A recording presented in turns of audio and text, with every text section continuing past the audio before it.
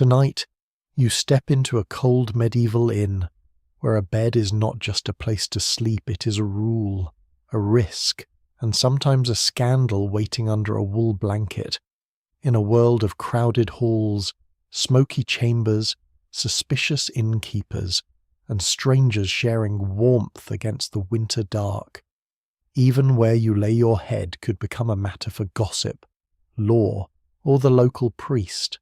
So before you settle in, please like this video and subscribe to the channel if you enjoy slow, strange, and atmospheric journeys into the medieval past. Now, pull the blanket close, listen to the distant bells, and let's uncover the bizarre medieval laws about sharing a bed. Hey guys, tonight you find yourself standing at the muddy edge of a walled medieval town just as dusk folds itself over the fields, with cold stone ahead, damp straw underfoot, smoke caught in the rafters of the outer gatehouse, distant bells counting the hour, mud thick on your boots, torchlight shivering against the river mist, and the pale breath of horses drifting in the winter air. Medieval travel brochures really oversold this experience, mostly by forgetting to mention the smell of wet wool. You pull your cloak tighter, and there is a gentle little truth waiting in the chill. You probably would not last a week out here, not without a good knife, a better stomach, and a talent for sleeping near strangers who snore like wounded oxen. So, before you get comfortable, take a moment to like the video and subscribe, but only if you genuinely enjoy what I do here. And while the town gate creaks open, you may quietly leave a comment telling where you're listening from and what the local time is there, because somewhere under another sky, another bell is marking another hour. Now, dim the lights, maybe turn on a fan for that soft background hum, and let's ease into tonight's journey together. You step beneath the gate arch while the last carts grind over the ruts behind you, their wheels sucking at the mud with the tired complaint of old wood. A guard in a fur-lined cap watches from a stool beside a brazier, one hand wrapped around a cup of small ale, the other resting near a spear that looks as if it has seen more weather than war. He asks your business in a tone that suggests all travellers are equally suspicious, whether they carry swords, cabbages, or only damp socks. You answer as best you can, and after a long look at your boots, your bundle, and the dog that has decided to follow you since the bridge, he waves you in. The town closes around you slowly. Houses lean over the lane like old neighbours trying to overhear confession. Their upper stories nearly meet above your head, timber and plaster darkened by rain, little windows glowing with candlelight. Somewhere a woman shakes rushes from a doorway, and the old floor covering spills into the lane with crumbs, beetle husks, and the private history of several meals. A boy carries a pail past you, too solemn for his size, though no one mistakes the pail for anything pleasant. The bells of the parish church ring once more, heavy and patient, and the sound seems to settle into the wet stones. You're looking for a bed, which in this town is less a simple request than a small legal adventure. Beds are not merely beds here, they are property, promise, rank, warmth, suspicion, charity, and sometimes evidence. No one can quite agree whether the strangest laws about sharing one begin in holy caution, household economy, or the plain fact that winter is cold and medieval rooms are badly designed by people who apparently held a personal grudge against comfort. Yet everyone agrees on one thing: who sleeps beside whom is rarely a private matter for long. The inn stands near the market cross, marked by a painted board showing a red hind so faded that it might also be a goat, a deer, or an ambitious turnip. Torchlight spills from the doorway. Inside, heat presses against your face, thick with smoke, ale, boiled onions, damp wool, and the warm animal scent of people who have walked farther than soap can forgive. Rushes cover the stone floor, and though fresh herbs have been scattered among them. The rosemary is losing a brave battle against boot mud. A beeswax candle burns near the host's table, too precious to waste in corners, so the room exists in layers of glow and shadow. You duck inside, and every head turns with the soft suspicion given to travellers after sunset. At a trestle table, 2 merchants bend over a trencher of coarse bread soaked with pottage. A pilgrim in a patched cloak fingers a pewter badge shaped like a scallop shell. A carter sleeps upright against the wall, mouth open, still holding half a piece of smoked fish, which is impressive in the way only deep exhaustion can be impressive, near the hearth. An old woman stirs something in a pot and mutters that fennel drives away bad dreams if boiled long enough. Some swear that it works better if the dreamer pays in advance. The innkeeper is broad, red-cheeked, and sharp-eyed, with an iron keyring at his belt that jingles like a small argument. He asks what coin you have, then what road you came by, then whether you travel alone, though his glance moves to the dog lying by your heel as if the beast may have its own purse. You say you need lodging. He nods, but not warmly. Lodging is possible. A private bed is not. A private bed, he explains, is for nobility, the gravely ill. Newly married couples with witnesses fussing outside the door, and people rich enough to make foolish requests sound reasonable. Tonight, there are 3 beds in the upper chamber, 2 pallets by the kitchen wall, 1 bench near the hearth, and a heap of straw in the stable that he describes as nearly dry, which is the kind of medieval optimism that deserves its own feast day. The beds, however, are shared. You look up. He looks back as if daring you to invent a better system from thin air and colder feet. The rules come out gently at first, wrapped in custom. Men with men, women with women, married folk together if properly known, strangers separated when space allows, and no climbing into another's blankets after the candle is pinched unless the host knows why. A guest who steals warmth may also be accused of stealing coin, linen, reputation, or all 3, depending on who wakes first and who shouts loudest. In some towns, the innkeeper says, a householder can be fined if disorder under his roof leads to scandal. In others, the priest will hear of it before breakfast, which is worse, because priests have longer memories than bailiffs and better access to sermons. You take this in while warming your hands near the hearth. The fire is low, built carefully from split wood and peat, and its light glows along the soot-black rafters. Above you hang bunches of drying herbs, a cracked leather bottle, and a horseshoe nailed crookedly over the inner door. No one can quite agree whether the horseshoe keeps away misfortune or simply proves that the last horse left in a hurry. Still, nobody removes it. A serving girl brings you ale in a wooden cup and a heel of bread, hard enough to make you respect the baker's confidence. You sit beside the pilgrim, who smells faintly of rain, wax, and old roads. He tells you he has slept in barns, chapels, ferry sheds, and once under a table during a feast because the Lord's hounds had taken the better straw. He says a shared bed is no great sorrow if the blanket is thick and the companion has honest elbows. Then he lowers his voice and adds that some manor courts have heard cases over bed promises, night visits, and whether a person's place beneath a coverlet meant kindness, contract, sin, or merely cold toes. Those who tell the tale never fully agree, especially when ale has improved the memory. The dog sighs at your feet. The half-burned candle near the host's table gutters, and wax leans down its side like a tired monk. Outside, the town gate shuts with a heavy wooden sound, leaving the night beyond the walls to the river mist, the dark fields, and whatever travellers failed to arrive in time. Inside, the inn grows softer, bowls scrape, a bench creaks, someone coughs into a sleeve, someone else complains that the upper chamber has fleas educated enough to read Latin.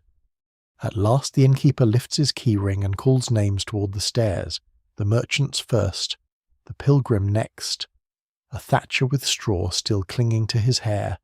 Then you.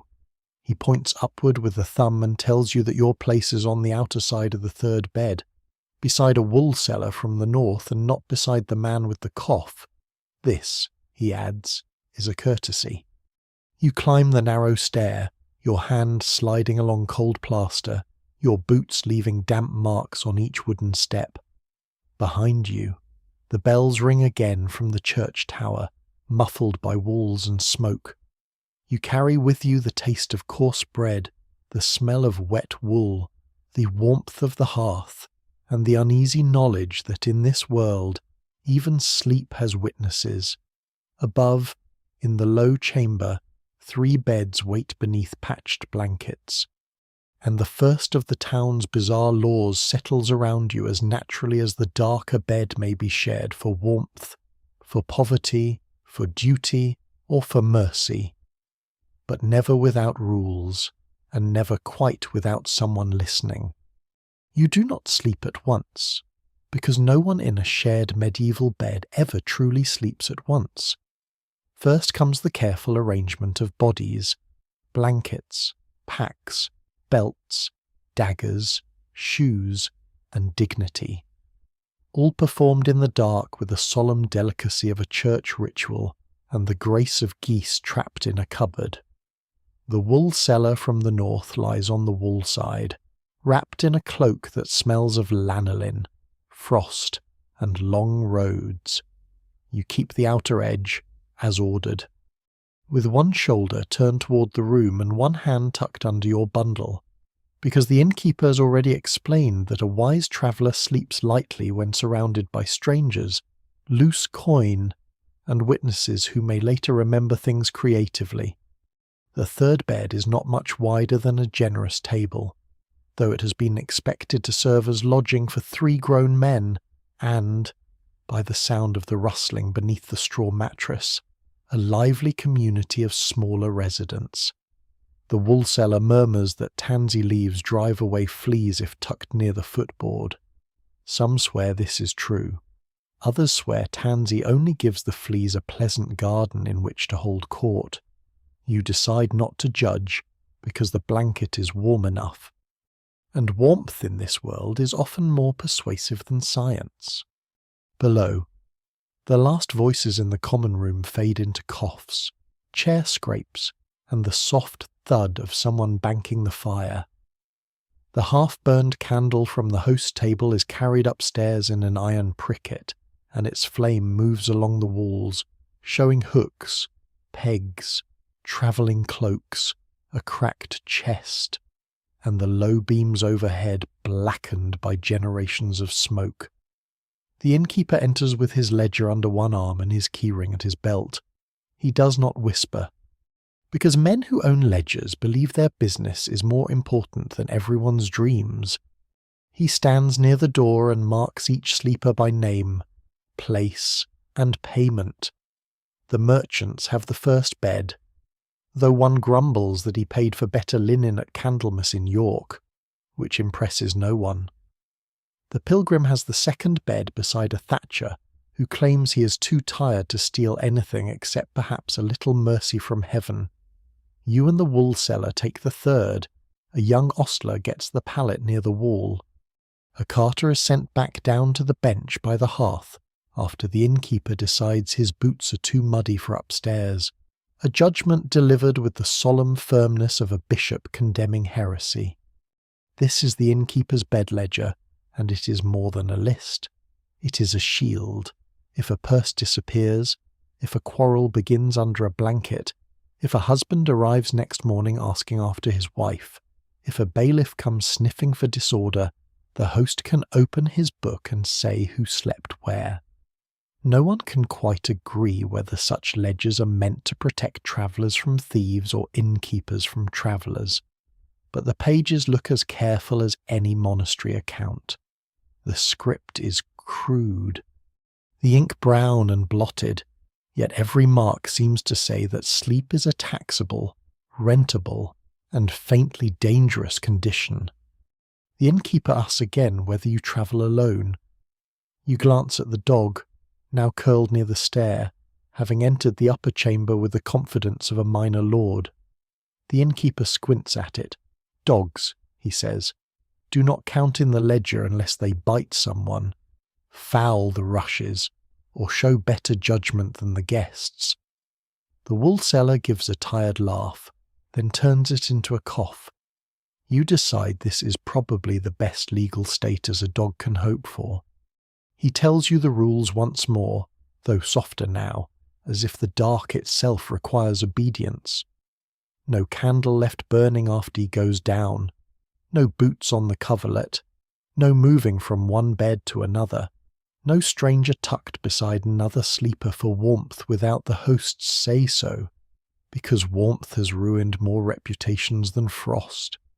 Purses are to be kept under heads or inside tunics. Knives may remain close, but not drawn, which feels like a distinction designed by men who have never woken from a bad dream beside a snoring wool merchant. There is a quirky old custom here, he adds, that if two strangers share a bed, each must lie with a head to the same end unless one is known to be sick, cursed, or unbearably talkative. In some places, he says, folk sleep head to foot to avoid breathing illness into one another, though others believe such a manner invites nightmares because dreams do not like being crossed. Even now, it is hard to tell whether the custom comes from medicine, superstition, or someone once being kicked in the face and deciding to call it wisdom. The pilgrim in the second bed lifts his head and says that on the road to Canterbury, he once slept beside a man who tied a red thread around his wrist to keep night spirits from stealing his breath. The thatcher asks whether it worked. The pilgrim says the man lived until morning, but he also snored hard enough to frighten the spirits away on his own. This earns one soft laugh from the room, the kind that drifts upward and dissolves in the rafters.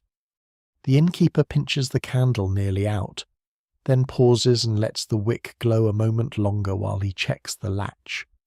Oak door, iron strap hinges, a key large enough to look important even when doing nothing.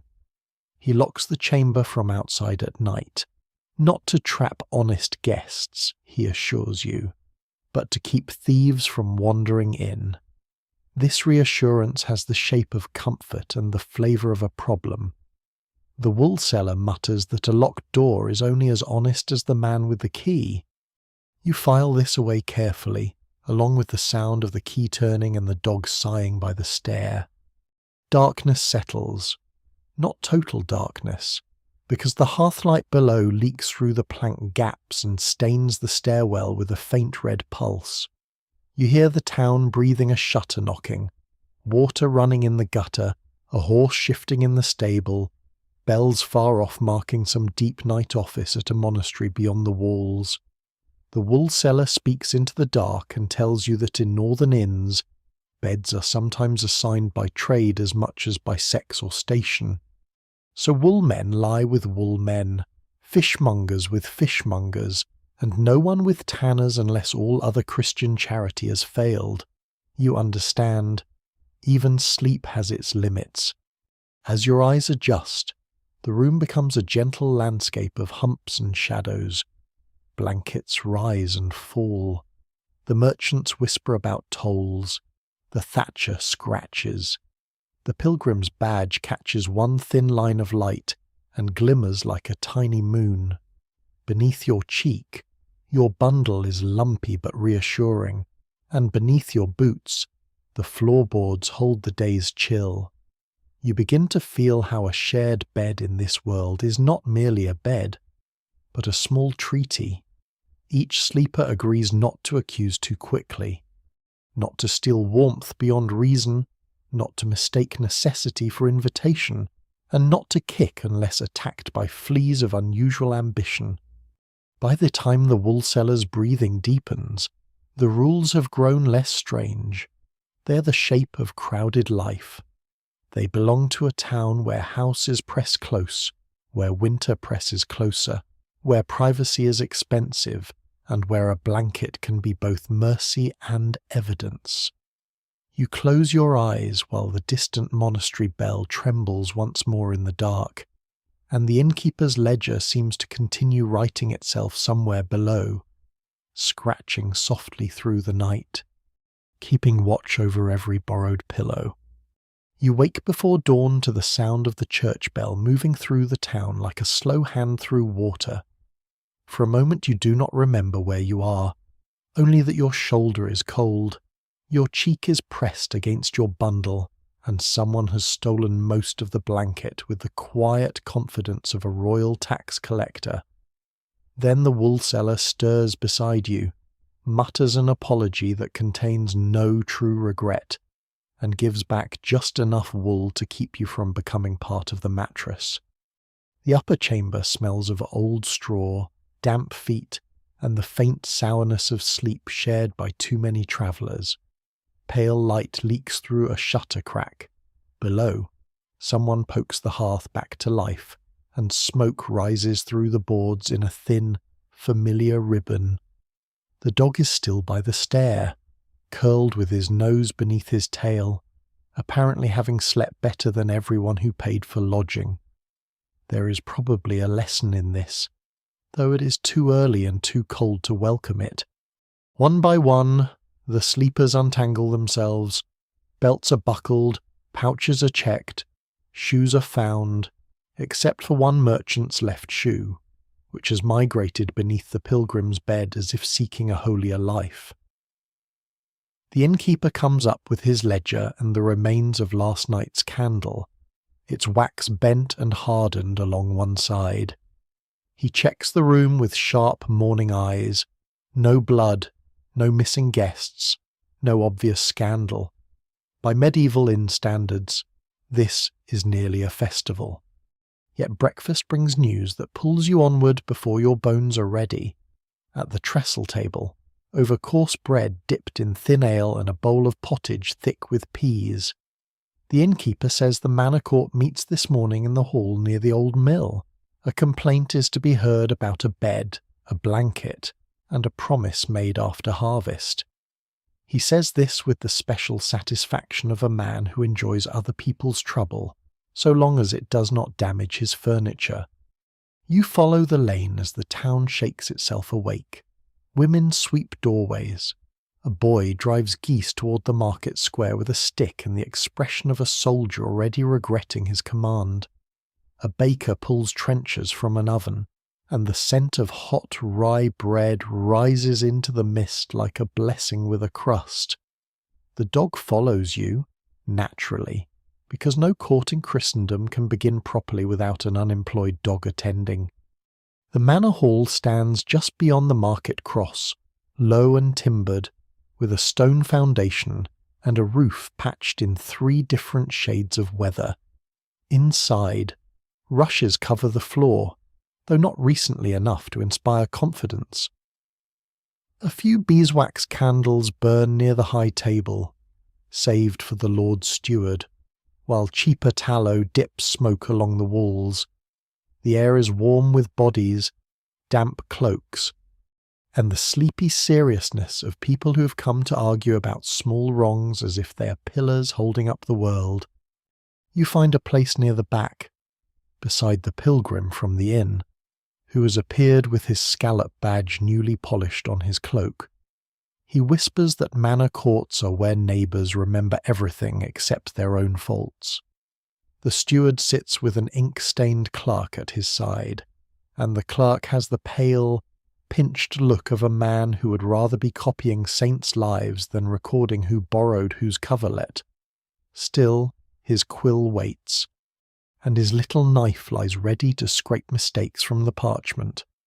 In this world, even errors are shaved away with care.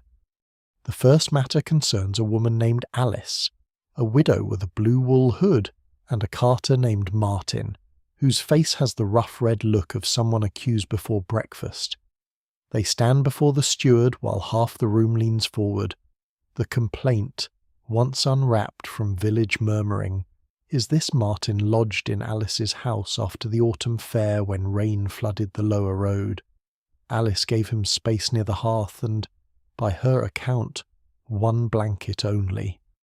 Martin claimed she promised him the covered settle, which was almost a bed, or at least close enough to one when a man's bones are cold. Alice says he crept under the better blanket in the night and tore the edge. Martin says he was invited.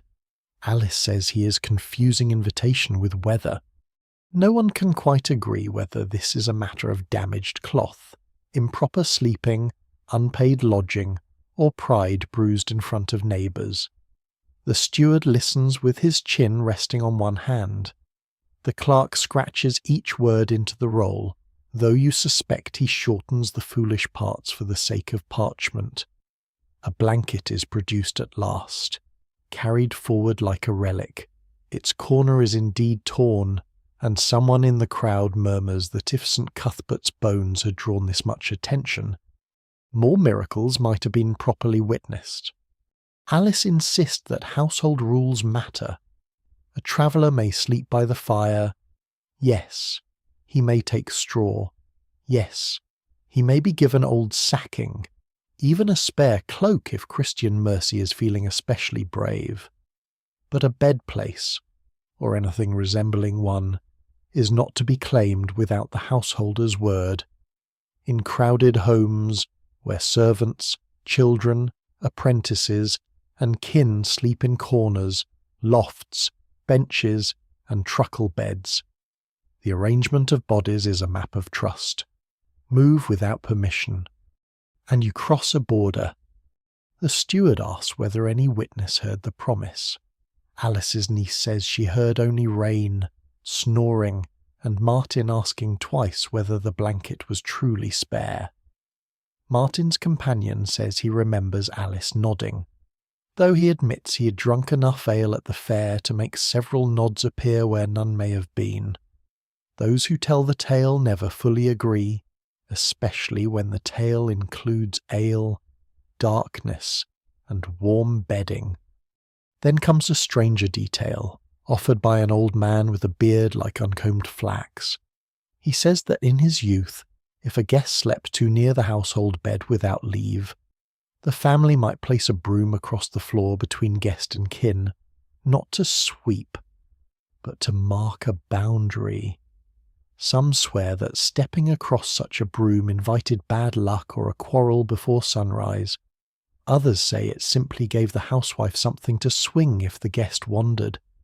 The steward does not write this down, which seems a loss to legal history. In the end, the court decides with the calm oddness of practical life. Martin must pay for the torn blanket edge, not because everyone agrees what happened, but because the cloth is torn and his story has too many warm corners. Alice is reminded that a guest should be given clear bedding and clear words, especially when rain and ale have softened the mind. The clerk marks the fine. The crowd exhales, slightly disappointed that no greater scandal has bloomed. You step back into the pale morning with the pilgrim and the dog, while the bell from the church strikes again over the market roofs. The case lingers in you like the smell of smoke in a cloak. Here, a shared sleeping place can become a debt, a rumour, a boundary, a little battlefield of cold feet and household honour. You think of the innkeeper's ledger, the half-burned candle, the locked oak door, and the wool seller's stolen blanket. The laws are bizarre only from a distance.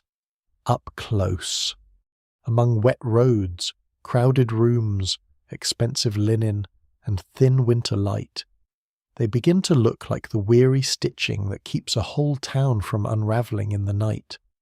You leave the manor hall while the last murmurs of Alice's torn blanket still drift behind you, mixing with the bell, the market cries, and the damp breath of the morning. The town has brightened into a grey winter day, not cheerful exactly, but awake enough to begin charging people for things. A fishwife sets smoked eels on a board near the cross. A potter arranges cups as carefully as if each one expects a title. The baker's boy carries trenchers stacked against his chest.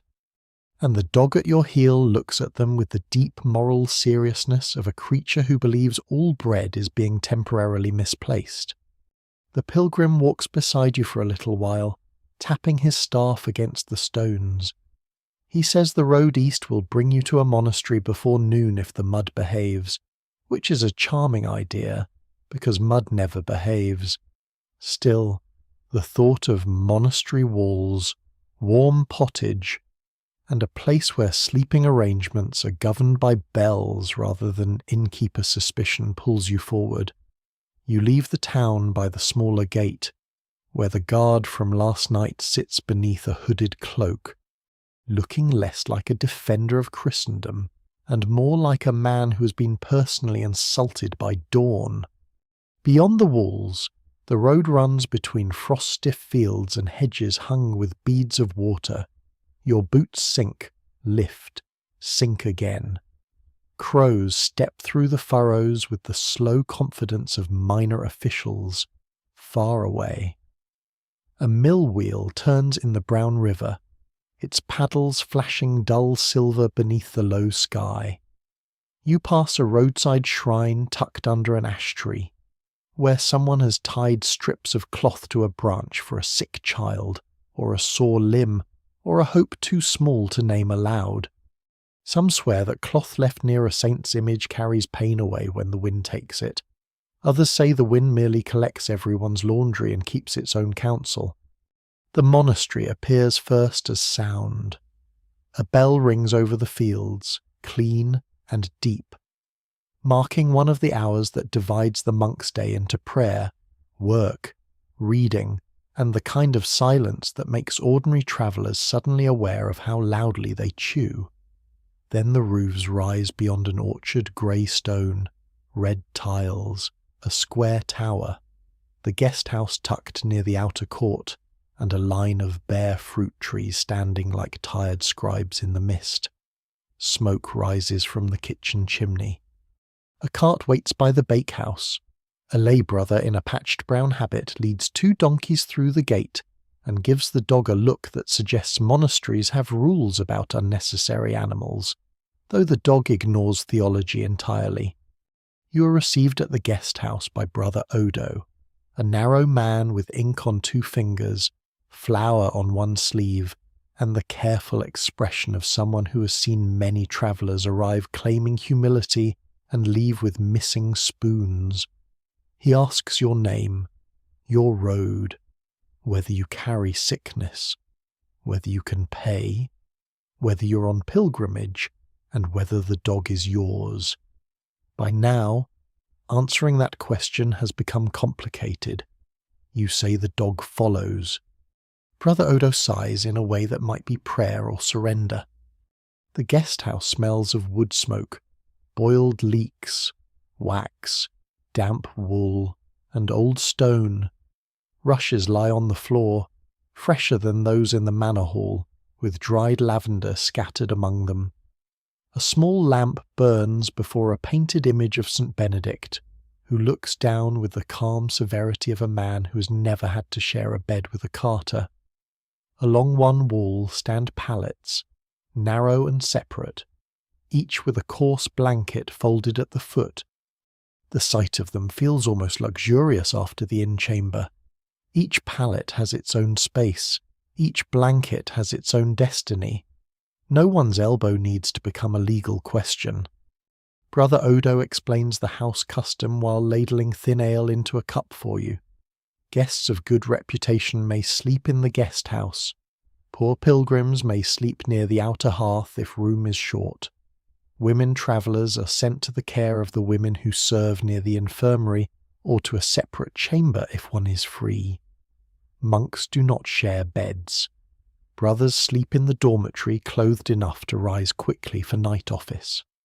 With lamps watched carefully and silence kept as a kind of blanket laid over all.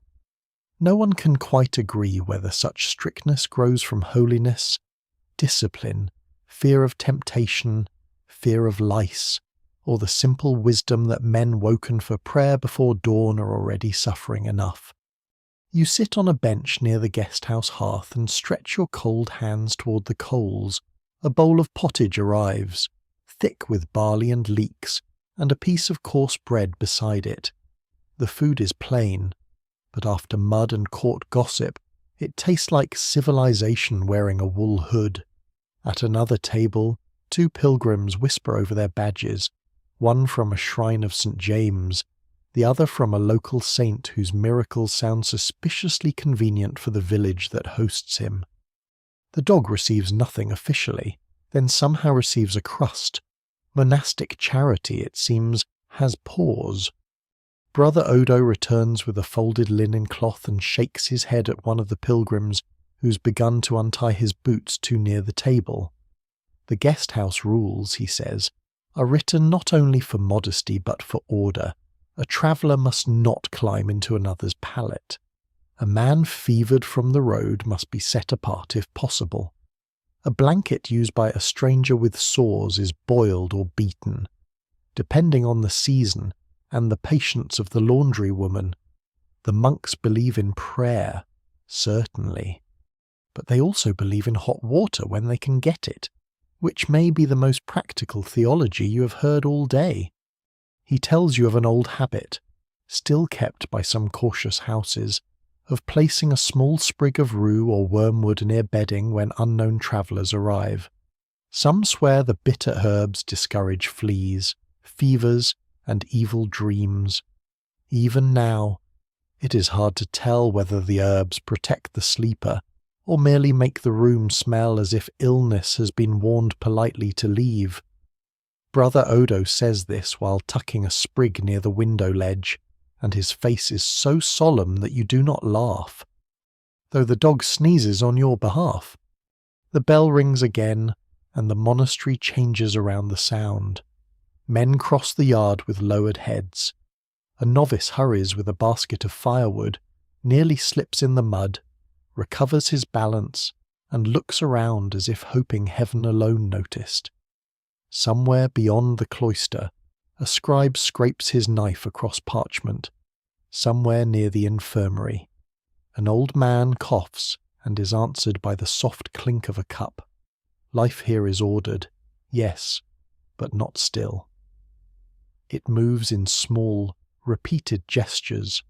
Grind grain, mend cloth, chant psalms, copy lines, feed guests, check doors, fold blankets, ring bells, begin again. As evening leans closer, Brother Odo leads you to your pallet.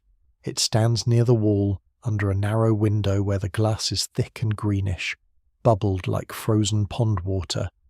Your blanket is coarse, but dry. Your boots sit beneath the bench. Your bundle rests at your head. The dog circles 3 times near the hearth and settles as if he has found his own abbey rule. You lie down while the last light fades over the orchard. And the guest-house grows soft with the breathing of travellers kept politely apart by custom, fear, charity, and woodwork. Before sleep takes you, the bell for night prayer rolls through the stones. You think of the innkeeper's ledger, Alice's torn blanket, the suspicious monk who counts pallets as carefully as sins, and the half-burned candle still somewhere behind you in the town. Here, the strange laws about bed-sharing feel less like accusation and more like a quiet fence around rest. Each body has its place, each blanket its boundary, each sleeper is granted, for a few dark hours, a little island of straw and wool beneath the watchful patience of bells. You wake in the monastery guest-house to the sound of bells before you understand that you are awake at all. They move through the dark stone like warm breath through a horn, low and steady, calling the brothers from their narrow beds while the world outside still belongs to frost, owls, and the private doubts of travellers. For a few moments you lie beneath your coarse blanket and listen. Around you, the other guests stir softly. Someone coughs into wool. Someone whispers a prayer. The dog near the hearth lifts his head, considers joining the holy office, then lowers it again, having apparently chosen a more contemplative path. The pallet beneath you is thin, yet after the crowded inn it feels almost princely, which says less about the pallet and more about the inn. Your shoulder aches where the straw has gathered into one stubborn ridge. Your hands smell faintly of smoke and barley pottage. At the window, the glass is dark and uneven, and the first grey of dawn hides behind it like a shy servant. You sit up slowly, careful not to strike your head against the low beam. Because medieval architecture often seems designed to teach humility by force. Brother Odo appears with a small lamp and the expression of a man already awake for 2 hours and therefore morally superior to everyone else. He moves from pallet to pallet, waking pilgrims and travellers with a murmur. The guest house must be cleared after morning bread, he says, unless sickness, storm, or divine business requires otherwise. Divine business, you notice, is said in a tone that suggests it should not be claimed too freely. He checks the blankets, sees that none have wandered into bundles, and pauses beside the dog. Still here, he says. The dog thumps his tail once as if signing the register. You break your fast on coarse bread, small ale, and a little cheese so hard it may have once served the monastery as a doorstop. In the guest house yard, pilgrims gather beneath the low sky, tightening belts, pinning badges, and comparing blisters with the seriousness of scholars debating scripture. One woman wears a lead badge from a shrine by the sea. A thin man has a tiny ampulla tied at his neck, said to hold holy water touched to a saint's relic. Some swear such water can ease fever, protect travellers, or mend quarrels between husbands and wives. Even now, it is hard to tell whether the water itself does the work, or whether tired people simply walk more gently when they believe mercy is hanging from a string around their throat. You fall in with the pilgrims as they leave the monastery gate. The road bends eastward, pale with frost along the edges, soft and black in the wheel ruts. Behind you, the tower bell rings again, then fades into the morning. Ahead, the land opens into fields, hedges, small woods, and distant smoke rising from unseen cottages. A woman with a fur-lined hood walks near you, carrying a staff polished by many miles. A young apprentice limps beside her, his shoes patched with cord. The pilgrim from the inn is there too, his scallop badge shining faintly, and he greets you as if the two of you have survived a campaign together, which, considering the bedchamber, is not entirely false. On the pilgrim road, sharing shelter is not merely common, it is expected, argued over, blessed, resented, and remembered. Every abbey guest house, parish porch, barn loft, ferry shed, and charitable hospital has its own way of arranging the tired bodies that arrive at dusk.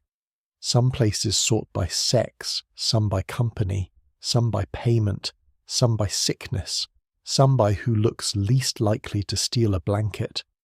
No one can quite agree whether holy hospitality makes strangers kinder, or simply gathers more of them into one smoky room and hopes grace will do the rest. By mid-morning, the road has grown busier. A merchant's pack-horse passes with bells on its harness. 2 friars walk barefoot despite the cold, which seems either saintly or very poor planning. A cart loaded with turnips sinks axle-deep in mud, and several pilgrims help push while the carter gives advice from the dry side, proving that leadership has changed little across the ages. When the wheel lurches free, everyone cheers softly, then wipes mud on cloaks that were not clean enough to object. Near a roadside shrine, the company pauses. The shrine is a little stone niche with a painted saint inside. The face faded by rain and candle smoke. Bits of cloth hang from the nearby thorn bush. A cracked bowl holds pins, farthings, and one button. The woman in the fur-lined hood touches the stone and murmurs that a traveller who prays here will not be forced to sleep beside a lyre before reaching the next town. Those who tell the tale never fully agree whether the saint promised this, or whether some local innkeeper invented it after one troublesome winter. Either way, several pilgrims pray with noticeable sincerity. At noon, you reach a small hospital house kept by lay brothers beside a bridge. It is not a hospital in the clean, bright sense a softer age might imagine. It is a low hall with a chapel at one end, a kitchen at the other, and a row of straw beds divided by hanging cloths where the sick, the poor, and the road-worn may rest. The air smells of leek broth, vinegar, wool, old wood, and herbs drying from roof pegs. A woman tends a pot of something bitter for coughs. Another crushes sage and honey together, saying it eases a sore throat if the patient can be persuaded not to complain long enough to swallow. Here the rules of sleeping grow gentler but no less strange. The keeper of the house, a grey-bearded lay brother with kind eyes and a voice like worn leather, explains that pilgrims may rest one night for charity, two if rain closes the road, longer only if fever holds them.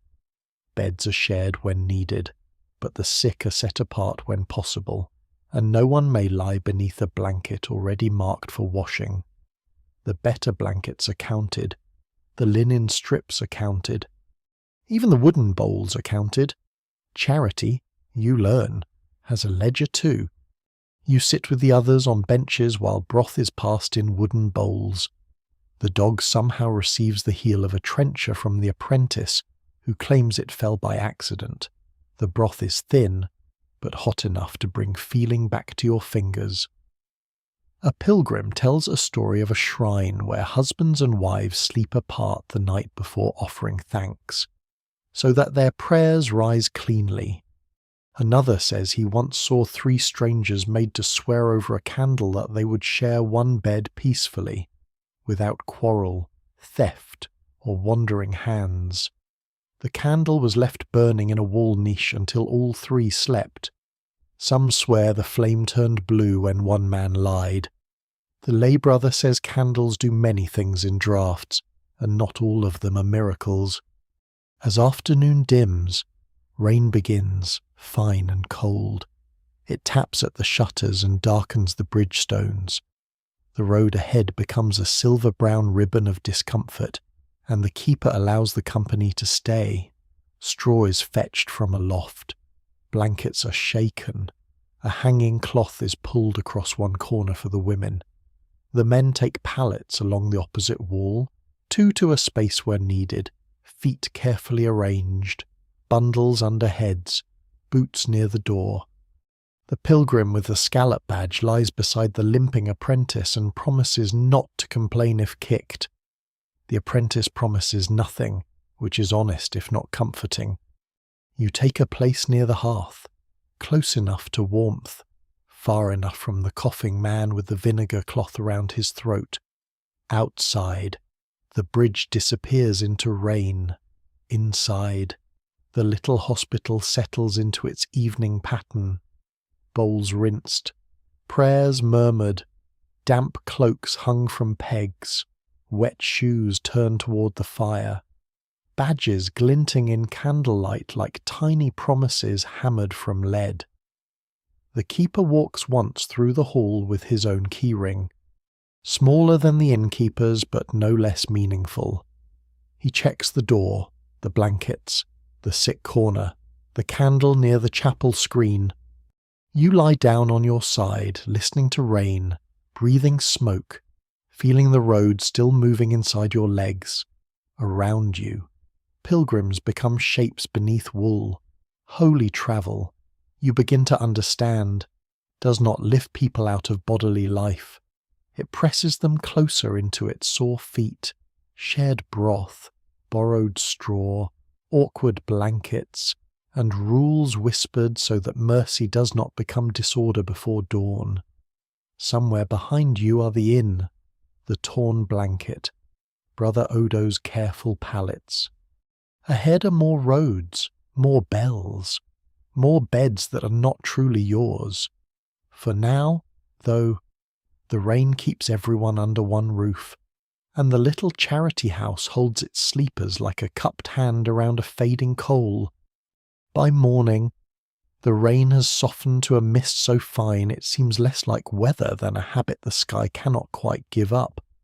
You wake in the hospital house with the taste of smoke at the back of your throat and the ache of the road folded into your knees, around you. Pilgrims rise slowly from their straw, each one returning to human shape by degrees. Cloaks are shaken, staffs are found, badges are pinned again with chilled fingers. The limping apprentice discovers that he has slept with one foot inside the pilgrim's empty bowl, and everyone agrees this is better than the bowl having slept inside his boot. The keeper of the house offers bread before you leave, a dark, dense loaf cut into rough pieces, with a little ale passed from a jug. It is not a feast, but it has the quiet strength of food given without much speech. The dog sits beside the door in perfect saintly patience, which fools no one. He receives a crust anyway. Charity, as you have learned, is often most generous toward creatures who never fill out a ledger. You step back onto the pilgrim road with your cloak still damp from yesterday and your boots already surrendering to the mud. The bridge stones are slick. Beneath them the stream runs brown and restless, carrying leaves, twigs, and perhaps several small hopes toward a larger river. The company thins as travellers choose different paths. The woman in the fur-lined hood turns south toward a shrine of St. Mildred. The apprentice follows a cart headed east, limping but cheerful, because he's been promised a ride if he helps push when the wheels stick, which is medieval comfort at its most conditional. You continue with the pilgrim from the inn for part of the morning, and the dog, who has made no formal vow but appears committed to the journey.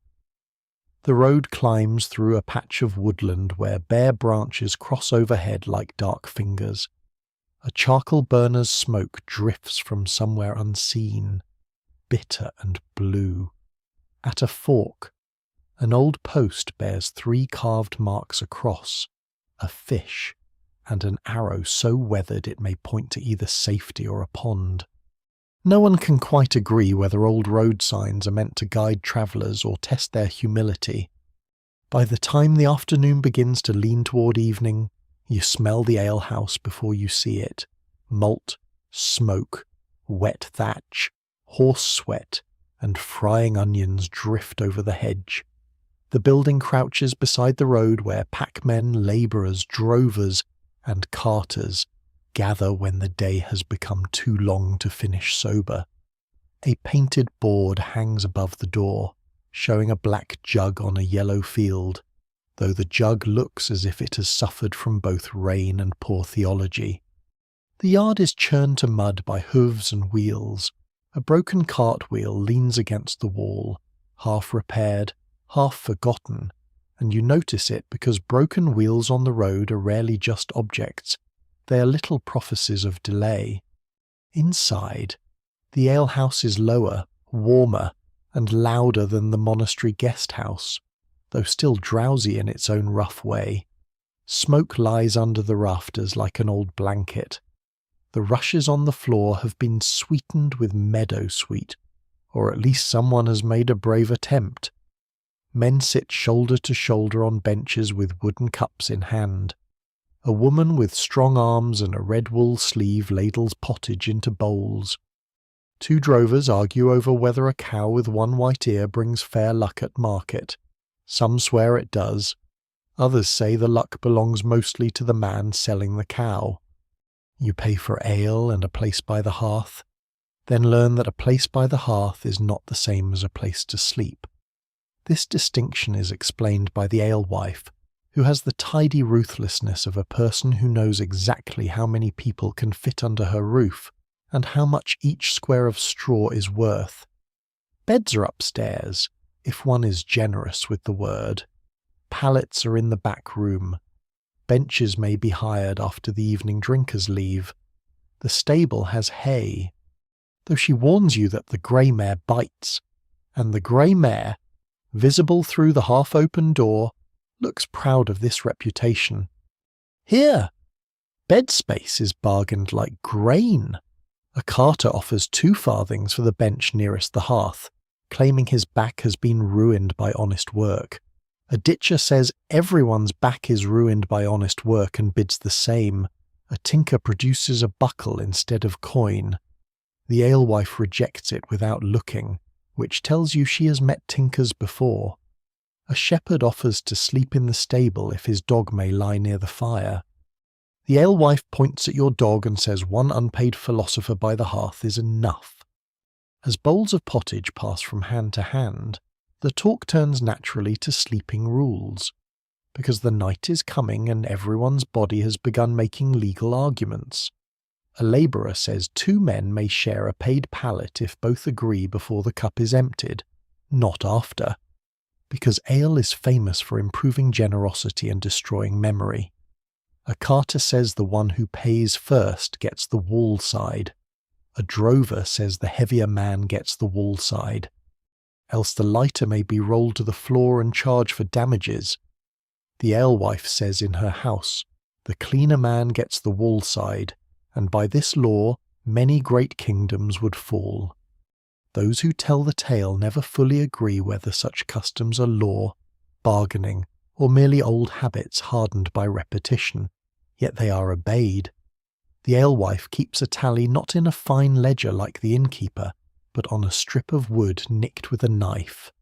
1 notch for ale, 2 for pottage, a cross mark for bedding, a deeper cut for a man who still owes from last market day and has been pretending otherwise. She hangs the tally near the hearth where all can see it. A public scripture of debt and sleep. A little charm dangles above the stair, a bundle of rowan twigs bound with red thread. The alewife says it keeps away quarrels after dark. The pilgrim says prayer may do the same. She replies that prayer is welcome to help, but rowan has the advantage of staying where it is put. You take another sip of ale and decide that this is the sort of theology best not debated in a room full of tired men with wooden cups. As darkness gathers, the alehouse changes. Day labourers drift home. The last cart is pulled into the yard. Wet cloaks hang from pegs and steam gently. The broken wheel remains by the wall, awaiting a morning that will not improve it. Upstairs, 2 narrow beds are assigned to men who have paid in coin. The backroom pallets are divided among those who pay less. You, having chosen caution and warmth over dignity, take half a bench near the hearth beside the pilgrim, who promises that if he snores, it is only because his soul is loosening road dust. The bench is hard, but the fire is close. The dog settles beneath it with his chin on his paws. Around you, sleepers arrange themselves according to payment, custom, rank, mud, and smell. The alewife banks the fire, checks the latch, takes down the tally stick, and mutters that no one is to climb anywhere after midnight unless the roof falls in. Even then, she adds, they should climb quietly. You lie back with your cloak as blanket and your bundle as pillow. Smoke drifts. The rowan charm turns gently in the draught. Somewhere outside, a horse stamps in the stable, and the grey mare makes a sound like judgment. You think of the monastery's separate pallets, the hospital's charity straw, the innkeeper's careful ledger, and Alice standing firm before the manor court. Here, in the smoky alehouse, the law of bed-sharing has become simpler and rougher. Pay what you owe. Stay where you are put. Do not steal warmth from those who bought it first, and never underestimate a woman who counts blankets for a living. You wake on the alehouse bench with one hip convinced it has spent the night in argument with oak, and oak has won. The fire is no more than a red cave of embers beneath ash. Around you, the room lies in the grey hour before true morning, when even smoke seems too tired to rise. The pilgrim beside you sleeps with both hands folded over his staff, as if he means to continue walking in his dreams. Beneath the bench, the dog opens one eye, judges the world unchanged, and closes it again. For a little while you stay still, listening. A horse shifts in the yard. The grey mare, still proud of her biting, knocks once against a stall-board. Rain ticks from the thatch into a barrel outside. Somewhere near the back room, a man mutters in his sleep about owing nothing to anyone, which is exactly what a man who owes someone usually says. The rowan charm above the stair turns faintly in the draught, red thread dark in the dimness. Some swear Rowan keeps quarrel sleeping until sunrise. Here, at least, it has performed better than the bench. The alewife is awake before the rest, because people who own hearths, debts, and blankets seem to belong more to morning than other folk. She stirs the ashes, adds kindling, and breathes the fire back to life. When she sees you sitting up, she nods toward a pot of watered ale and yesterday's bread. Breakfast is not announced. It simply appears as something hard, brown, and useful, which is how many medieval blessings arrive. You step outside after eating, pulling your cloak tight against the cold. The yard has crusted with frost at the edges, but the centre remains mud, deep and loyal. The broken cart wheel still leans against the wall. A carter curses softly over it while fitting a new peg, and the alewife tells him that cursing does not strengthen wood unless he has learned a new craft since Michaelmas. He grins at that, though only after checking whether she's holding anything heavy. The road ahead crosses open fields toward a small village where smoke rises low and pale from thatched roofs. Winter lies everywhere in thin silver on hedges, on cart ruts, on the backs of sheep huddled near a wattle fence. Your boots crack through frozen puddles, then sink into mud beneath, because the season has a gift for offering hope and removing it at once. The dog trots ahead, nose down, delighted by smells that would make any reasonable saint reconsider creation. By mid-morning, the wind sharpens. It moves across the fields without obstacle, slipping under your cloak and through every weakness in your clothing. You pass a winter storehouse raised slightly from the ground, its door bound with iron, and a woman scattering ash on the threshold to keep away damp and, she says, thieving spirits. No one can quite agree whether spirits care for stored barley, but mice certainly do. An ash reveals small footprints by dawn. Medieval wisdom often works best when it frightens ghosts and catches vermin at the same time. The village itself is small, tucked around a green so worn by hooves and geese that the grass seems mostly a memory. A little chapel stands at one end, its bell no larger than a cooking pot but determined to sound important. Near the well, women draw water with red hands, gossiping over steam that rises from their mouths in pale clouds. A child carries kindling almost as tall as himself. An old man splits wood beside a cottage door, each blow slow, exact, and accompanied by a grunt that might be effort or commentary on life. You arrive with a pilgrim just as a widow named Marjorie, broad-shouldered and wrapped in a dark wool cloak, is directing two boys to haul straw into her hall. The pilgrim knows her from a previous road, or claims he does, and she accepts this with the cautious courtesy of someone who has heard many men claim many things. Her house is timber-framed, smoky, and warmer than the road, with a central hearth, a low loft, and rushes on the beaten earth floor. Dried beans hang from the rafters. A side of bacon smokes high above the fire. Near the wall stands a great chest with iron straps, and beside it a bed with curtains drawn back, raised from the floor and covered in wool blankets patched in several colours. The bed is the richest object in the room. It is not private in the way a later age might understand privacy, but it is honoured. Its posts are rubbed smooth by hands, its blankets are counted, its linen, where linen exists at all, is folded with care. Marjorie says her late husband once claimed the bed was worth more than 2 cows. She adds that the cows complained less and produced more. This is said so dryly that even the fire seems to pause. Winter changes the laws of sleep here. In summer, a traveller may be sent to a barn, loft, or porch with a cloak and a prayer. In winter, such mercy can become cruelty before midnight.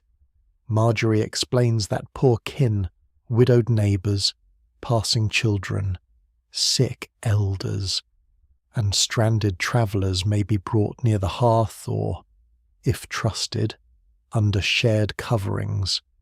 But custom decides who lies where. Women and young children nearest the household bed, men by the outer wall or hearth. Strangers only where eyes can find them. A guest may be warmed, but not hidden. A body may be sheltered, but not allowed to become rumour. Even now, it is hard to tell whether these rules belong to law, prudence, or the villagers' favourite pastime of noticing everything. Marjorie says a house in winter is like a loaf of bread at famine's edge. It must be divided carefully, or everyone remembers the knife.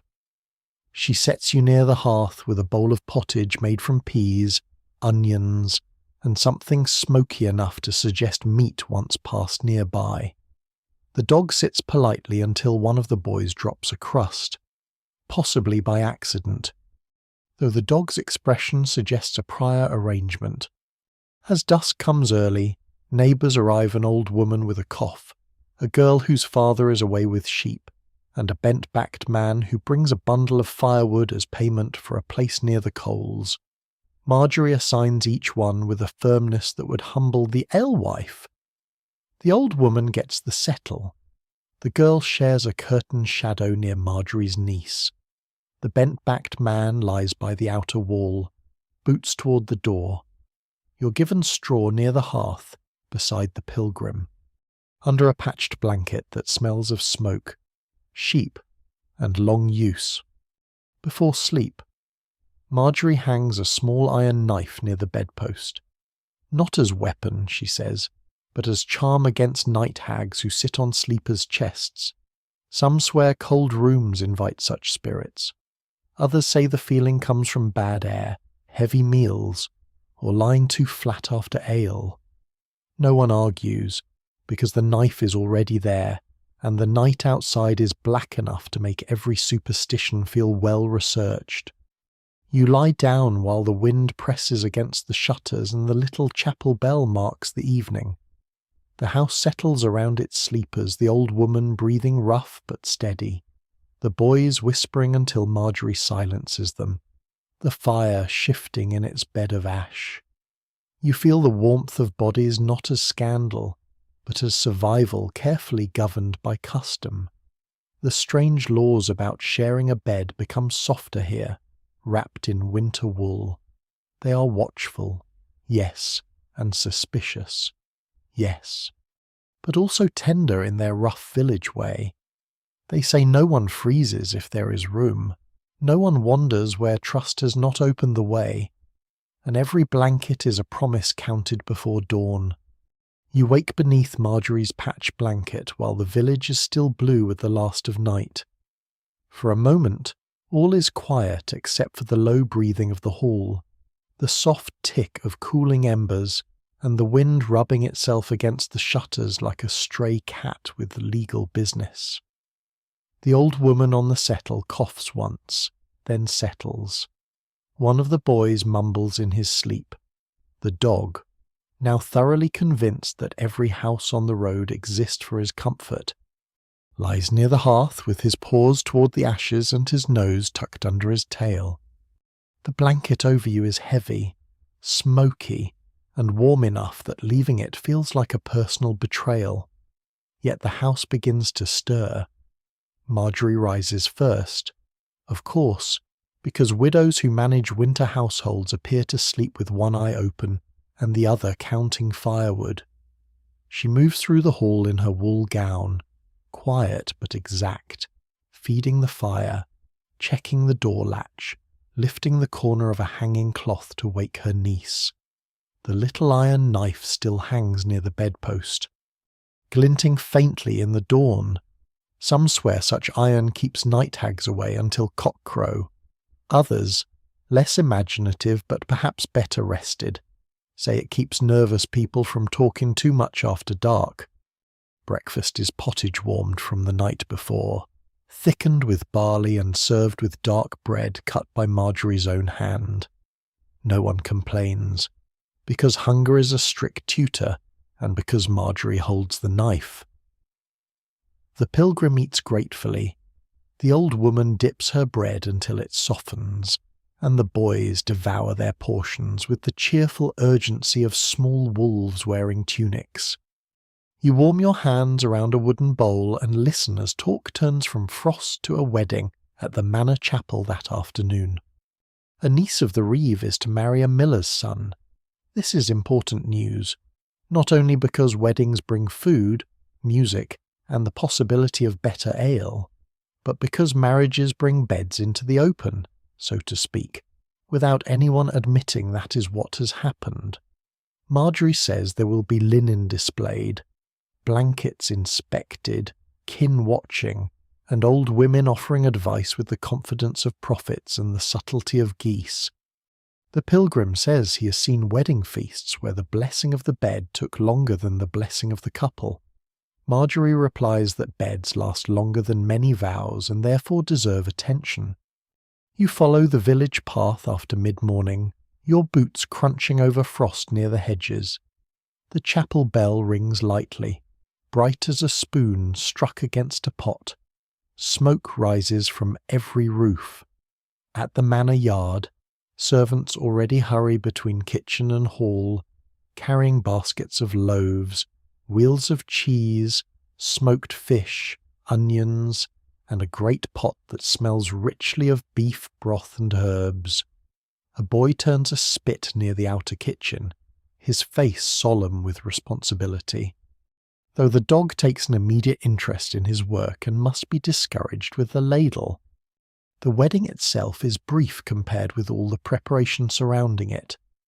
The bride stands in a blue gown with a white cloth pinned over her hair, her cheeks red from cold or shyness, or the fact that half the parish has turned up to study her future. The groom looks as if he would rather face a flooded mill race than his assembled relatives. The priest speaks before the chapel door, the couple's hands are joined, promises are made, and the bell rings with such enthusiasm that a crow lifts from the roof and complains into the sky. Afterward, everyone moves to the hall, where rushes have been newly laid and sprinkled with herbs. Beeswax candles burn near the high end, while tallow dips smoke lower down. Trenchers are set out, and the feast unfolds with that sleepy abundance found in winter celebrations' coarse bread, pottage, roast meats for those near enough to matter, smoked fish, ale, stewed apples, and cheese strong enough to defend itself.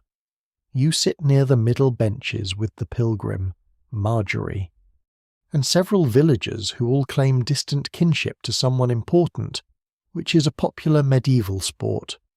The bride's linen chest stands near the wall, open just enough for the older women to inspect. Folded sheets, a coverlet, a towel, and small pieces of worked cloth lie inside, smelling faintly of lavender and cedar chips. Linen is precious, slow to make, and quick to stain in both body and reputation. No one can quite agree whether the old habit of showing a bride's household cloth begins as proof of wealth, proof of skill, or proof that every family enjoys making private matters public when wine is involved. Whatever its beginning, the women approach the chest with the seriousness of judges. Marjorie points out a seam stitched too tight. Another woman praises the whiteness of one sheet. A third says that placing dried rosemary beneath a wedding pillow brings remembrance and faithfulness. Some swear it also keeps moths away, which may be the more verifiable miracle. The bride's mother has tied a little ribbon around one folded cloth and tucked a sprig of rue beside it, because bitter herbs, she says, warn off envy. The groom's aunt says envy has never been discouraged by herbs, especially at weddings, but she admits the smell is pleasant. Then comes the bed talk, murmured first, then spoken openly enough that you understand how marriage turns sleeping into a public arrangement before it becomes a private one. The couple will be led later to their chamber, not with wild spectacle, but with witnesses enough to confirm household honour, dowry cloth, and rightful place. In some regions, people bless the bed with holy water, in others, kin place bread, salt, or coins nearby for prosperity. Some put a saint's medal beneath the mattress, though those who tell the tale never fully agree whether this protects the marriage, the sleepers, or the medal from being stolen. The priest, passing with a cup, reminds the groom's friends that Jess should remain clean enough for saints and old enough for grandmothers. This does not narrow the field as much as he hopes. Still, the mood stays gentle, more teasing than cruel. A fiddler begins near the hearth. Feet shuffle in the rushes. The bride laughs once, quietly, and the groom looks so relieved that even the dog seems moved. Or perhaps he has spotted dropped meat. As twilight thickens against the hall windows, the women carry the folded linen toward the chamber prepared for the couple. You stand back, warmed by ale and firelight, watching how carefully the bed is made. The sheets are smoothed, the coverlet is laid straight, the rosemary is tucked under the pillow, a candle is placed nearby but not too close, because romance is one thing, and burning down the manor is another. The old women nod among themselves. The bride's mother touches the bedpost as if sealing a prayer into the wood. You think of the innkeeper counting strangers, the monastery separating pallets, the hospital dividing charity straw, and Marjorie arranging winter sleepers by trust and need. Here, the bed is not about crowding, but about covenant. It holds family honour, household future, clothwork, fertility hopes, property, gossip, blessing, and more advice than any two people could reasonably use. The laws around it are bizarre only because a later world forgets how little was hidden behind closed doors. The night deepens, the feast softens, the bell outside fades into the dark, and the newly made bed waits behind its door, bright with linen, herbs, and expectation. You remain in the warm hall among the murmuring guests, feeling the slow rhythm of a world where even love must pass through witnesses, wool, custom, and candlelight before it may rest.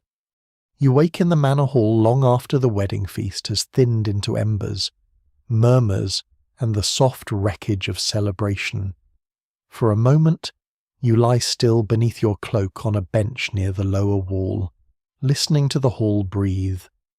The rushes below smell of crushed herbs, spilled ale, roast fat, damp boots, and the faint sweetness of beeswax drifting from the high table.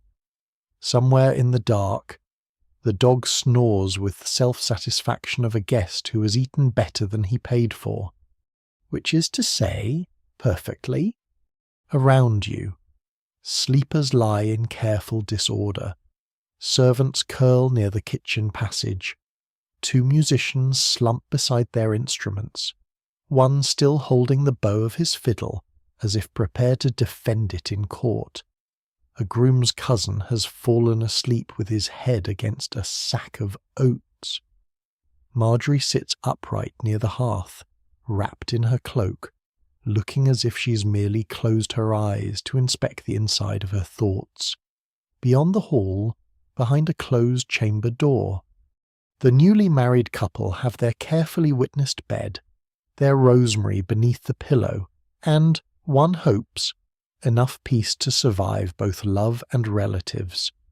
The bell outside has not yet rung dawn when a knock lands on the outer door. It is not the uncertain knock of a traveller, nor the hurried knock of bad weather, nor the embarrassed knock of someone who has lost his way after too much ale. It is official. Even half asleep, you can hear the difference. It strikes the oak with the confidence of a man who believes doors exist so he may interrupt them. A servant opens, and cold air spills in. The bailiff enters with 2 men behind him, stamping mud from their boots. He wears a heavy cloak, an iron hinge belt pouch, and a face built for counting, not smiling, not angry, merely counting pillows, people, fines, excuses, livestock, missing spoons. You can tell at once that numbers trust him, and people do not. The steward follows from the inner passage, his hair flattened on one side from sleep. He's wrapped in a fur-lined robe, trying to look authoritative while clearly regretting the hour, which gives him the expression of a saint asked to bless a leaking roof. The bailiff bows just enough. There has been a complaint, he says. Someone who lodged in the gatehouse last night claims a chamber was promised, then given away. Someone else says an extra sleeper entered after the door was barred. And because this is the morning after a wedding, with family honour still warm and gossip already putting on its boots, the matter cannot wait. No one can quite agree whether the complaint concerns lodging, payment, jealousy, or a pillow taken from the wrong chest. This is how many medieval disputes begin with one solid object, 3 wounded memories, and a crowd prepared to help badly. The steward rubs his face and orders candles lit. The hall wakes slowly, not peacefully. Servants sit up. Guests blink. Someone asks whether breakfast is involved. The bailiff says not yet, which is the cruelest legal phrase spoken so far. You sit upright as the half-burned candle from last night's wedding table is relit, its wick sputtering in a pool of old wax. The flame shows benches, cloaks, scattered cups, and faces swollen with sleep. The dog rises, stretches, and walks toward the bailiff with interest. The bailiff looks down. The dog looks up. No law is passed between them, but both seem to understand they are professionals. The complaint is drawn out piece by piece. A cousin of the groom, a narrow young man named Hugh, paid for a place in the gatehouse loft, where visitors of lower rank slept on straw under 2 old blankets. He claims he was promised the warmer corner by the wall. But when he returned after dancing, he found a miller's apprentice there, using not only the corner but a small pillow. Hugh insists the pillow was from the household chest and therefore improperly taken. The apprentice says he was told to sleep there by a servant. The servant says he said no such thing, or at least not clearly, and anyway Hugh had been dancing with a cup in each hand and should not be trusted to remember architecture. The bailiff asks to see the loft. So you go with them, because when a medieval official counts pillows before sunrise, it feels foolish not to witness history suffering in real time. The gatehouse loft is reached by a ladder so steep it seems designed to filter out the dishonest and the stiff-kneed. Above, under the sloped roof, straw has been spread in 2 lines. There are blankets, a chest, a peg for cloaks, 1 shuttered opening, and a smell of cold wool, old dust, and last night's ale. The broken cartwheel from the alehouse has somehow ended up leaning below in the yard, brought by a carter who came for the wedding and may now be delayed forever. Its presence reassures you that every journey carries at least one object determined to become a recurring problem. The bailiff counts aloud: 2 blankets by the wall, 1 blanket near the ladder, 1 pillow with blue stitching, 1 pillow with brown stitching, 1 sack of straw tied with cord, 1 pair of boots not belonging to either complainant. This last detail wakes everyone more thoroughly. The apprentice denies the boots. Hugh denies the boots. The servant denies knowing boots could become relevant. Marjorie, who has followed silently, says the boots belong to the fiddler, who often leaves parts of himself behind after ale. This is accepted as likely. Then the bailiff asks who had the key to the gatehouse loft. A servant produces an iron key from his belt. Another key, older and smaller, hangs from a nail beside the lower door. The steward frowns. The bailiff frowns more efficiently. In many houses, keys are the bones of order. They decide who may enter a chamber, who may reach stored linen, who may open a chest, who may claim that no one else could have gone where they should not. Some swear that an iron key placed beneath a pillow keeps nightmares from entering the sleeper's mouth. Even now, it is hard to tell whether the belief protects dreams or merely helps people remember where they put the key. The pillow is brought down to the hall and examined under candlelight as if it were a saint's relic, though no one trusts it nearly so much. Its blue stitching marks it as household linen, not guest bedding. The housekeeper, a woman with sleeves rolled high and patience rolled low, says it was taken from a chest meant for the newly married couple's chamber. At this, the room grows interested in the dangerous way rooms do when a small fact develops teeth. The apprentice flushes and admits he took the pillow from a bench, believing it abandoned. Hugh claims this proves theft. The housekeeper says it proves stupidity, which is commoner and harder to punish. The steward looks to the bailiff looks at the pillow. The pillow, having caused enough trouble, says nothing. At last judgment comes, practical and unsentimental.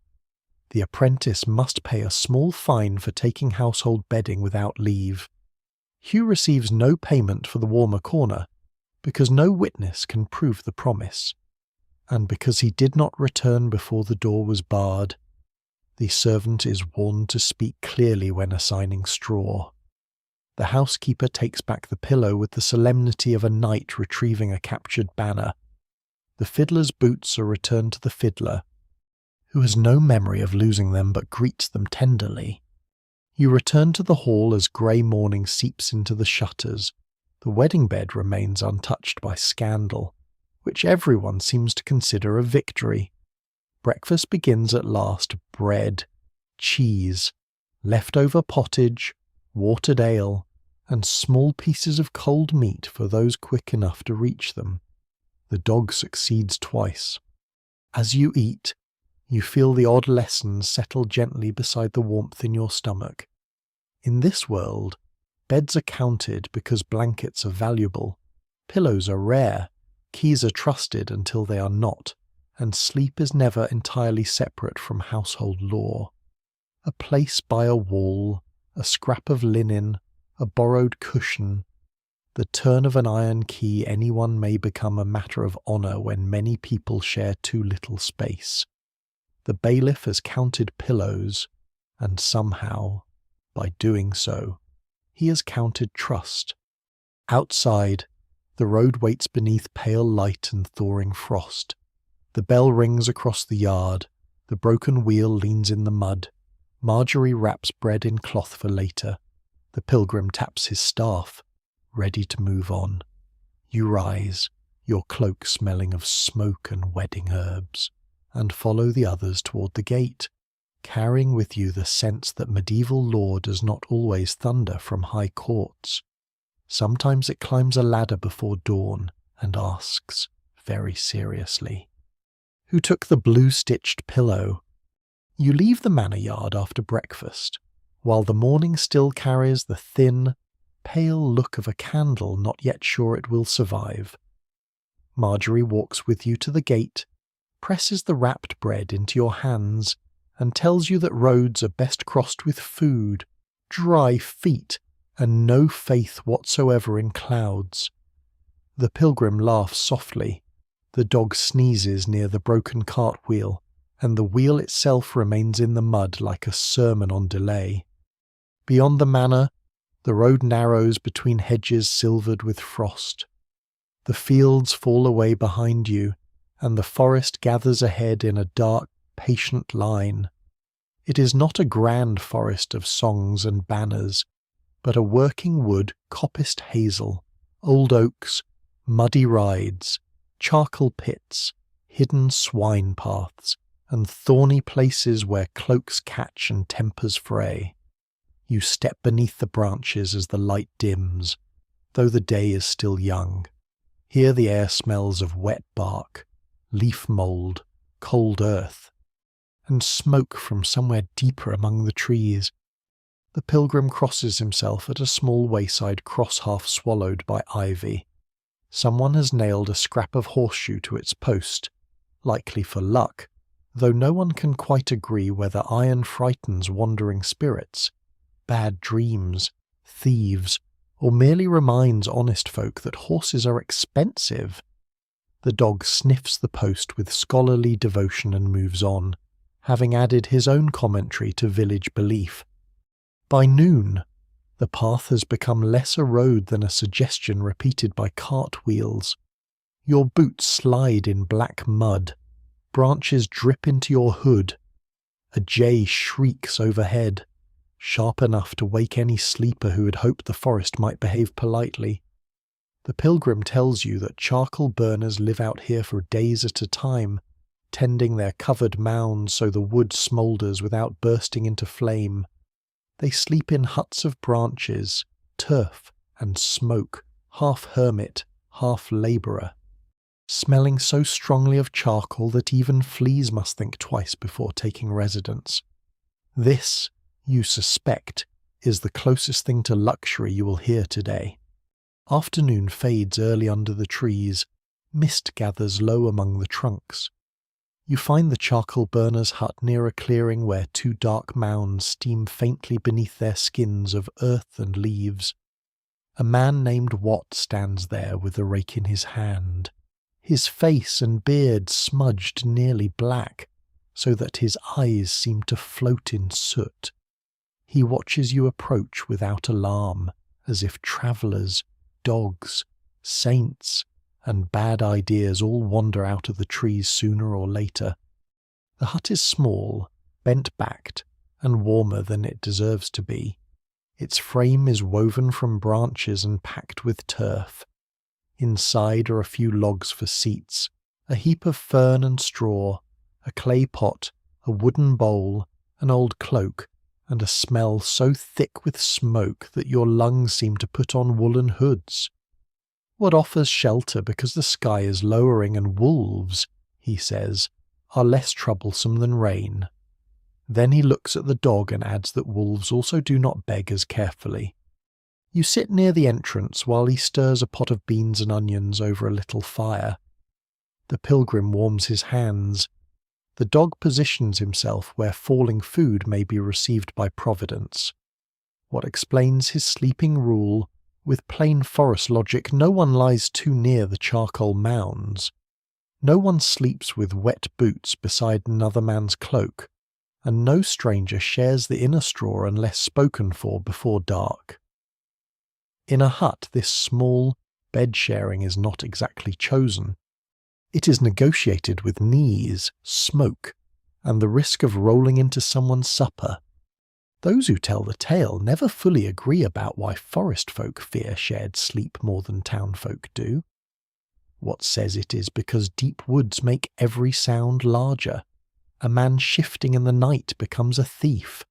A branch tapping the roof becomes a dead mother asking to come in. A flea bite becomes witchcraft if the sufferer is dramatic enough. Some swear that if two strangers sleep under one cloak in the woods, their dreams may tangle, and one may wake carrying the other's sorrow. The pilgrim says sorrow is heavy enough without borrowing. What nods and says that is why he sleeps alone when possible. As evening lowers, he hangs a small charm above the hut's entrance, rowan, a twist of red thread and a little scrap of iron from a broken knife. It reminds you of the alehouse stair, though rougher, darker, more forest-made. What says it keeps night walkers from entering. The pilgrim asks whether he means thieves or spirits. Wat shrugs and says a good charm need not be too particular. This seems practical. In the Middle Ages, even superstition appreciates efficiency. The beans are smoky, hot, and better than they look, which is fortunate because they look like something rescued from a ditch. You eat with wooden spoons while dusk fills the spaces between the trees. What speaks of old customs, never sleep with your feet pointing toward the hut door, lest your soul wander out before morning. Never step over a sleeper, lest you shorten his years. Never shake a blanket after midnight, because whatever clings to it may choose to cling to you instead. Even now, it is hard to tell whether these beliefs come from fear, manners, or the simple fact that no one enjoys being stepped over in the dark. Night comes fully. The hut tightens around its small warmth. Rain begins, soft at first, then steady on the turf roof. What gives the pilgrim the outer straw, you the place near the wall, and keeps himself closest to the entrance so he may rise to tend the mounds. The dog curls between your feet and the fire, which feels unfairly wise. There is no bed here, not in any proper sense, only fern, cloak, smoke, and bodies arranged by necessity. Yet the old rules remain: ask before sharing warmth. Keep your hands to your own bundle. Do not cross another sleeper's place, and do not turn the night into gossip by morning. You lie listening to rain, the hiss of charcoal, the pilgrim's low breathing, and Wat stepping out now and then to check the smouldering mounds.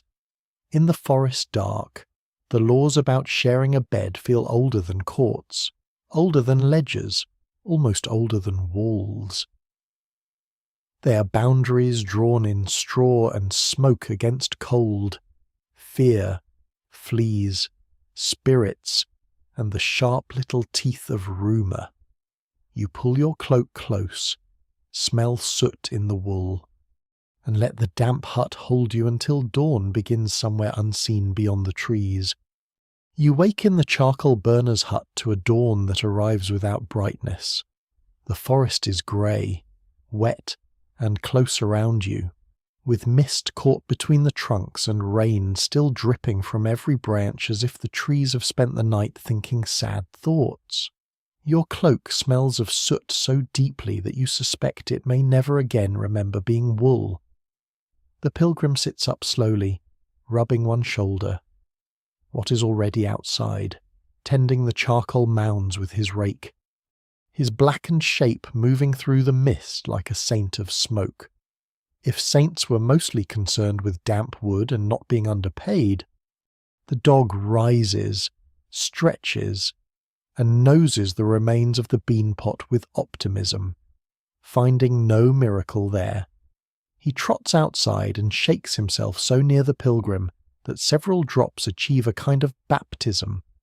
The pilgrim accepts this with holy restraint, though his expression suggests a private sermon may be forming. What gives you each a heel of yesterday's bread warmed near the coals?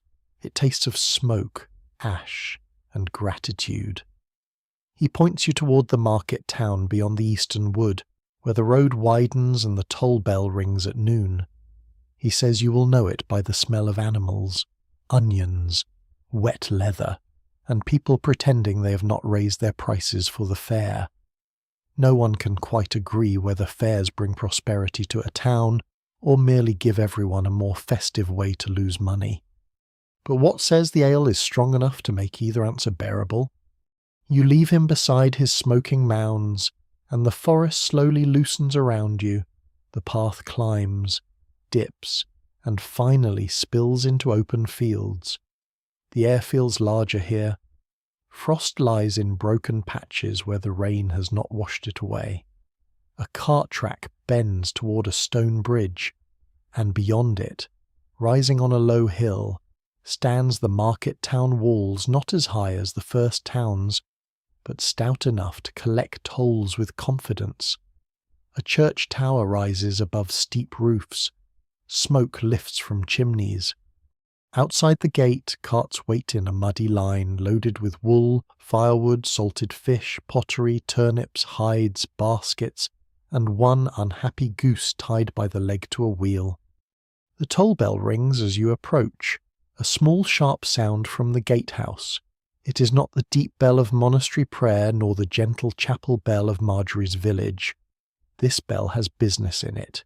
It says bring coin, declare goods, argue briefly, and move along. A toll keeper in a hooded cloak stands with a wax tablet and stylus, marking carts as they pass.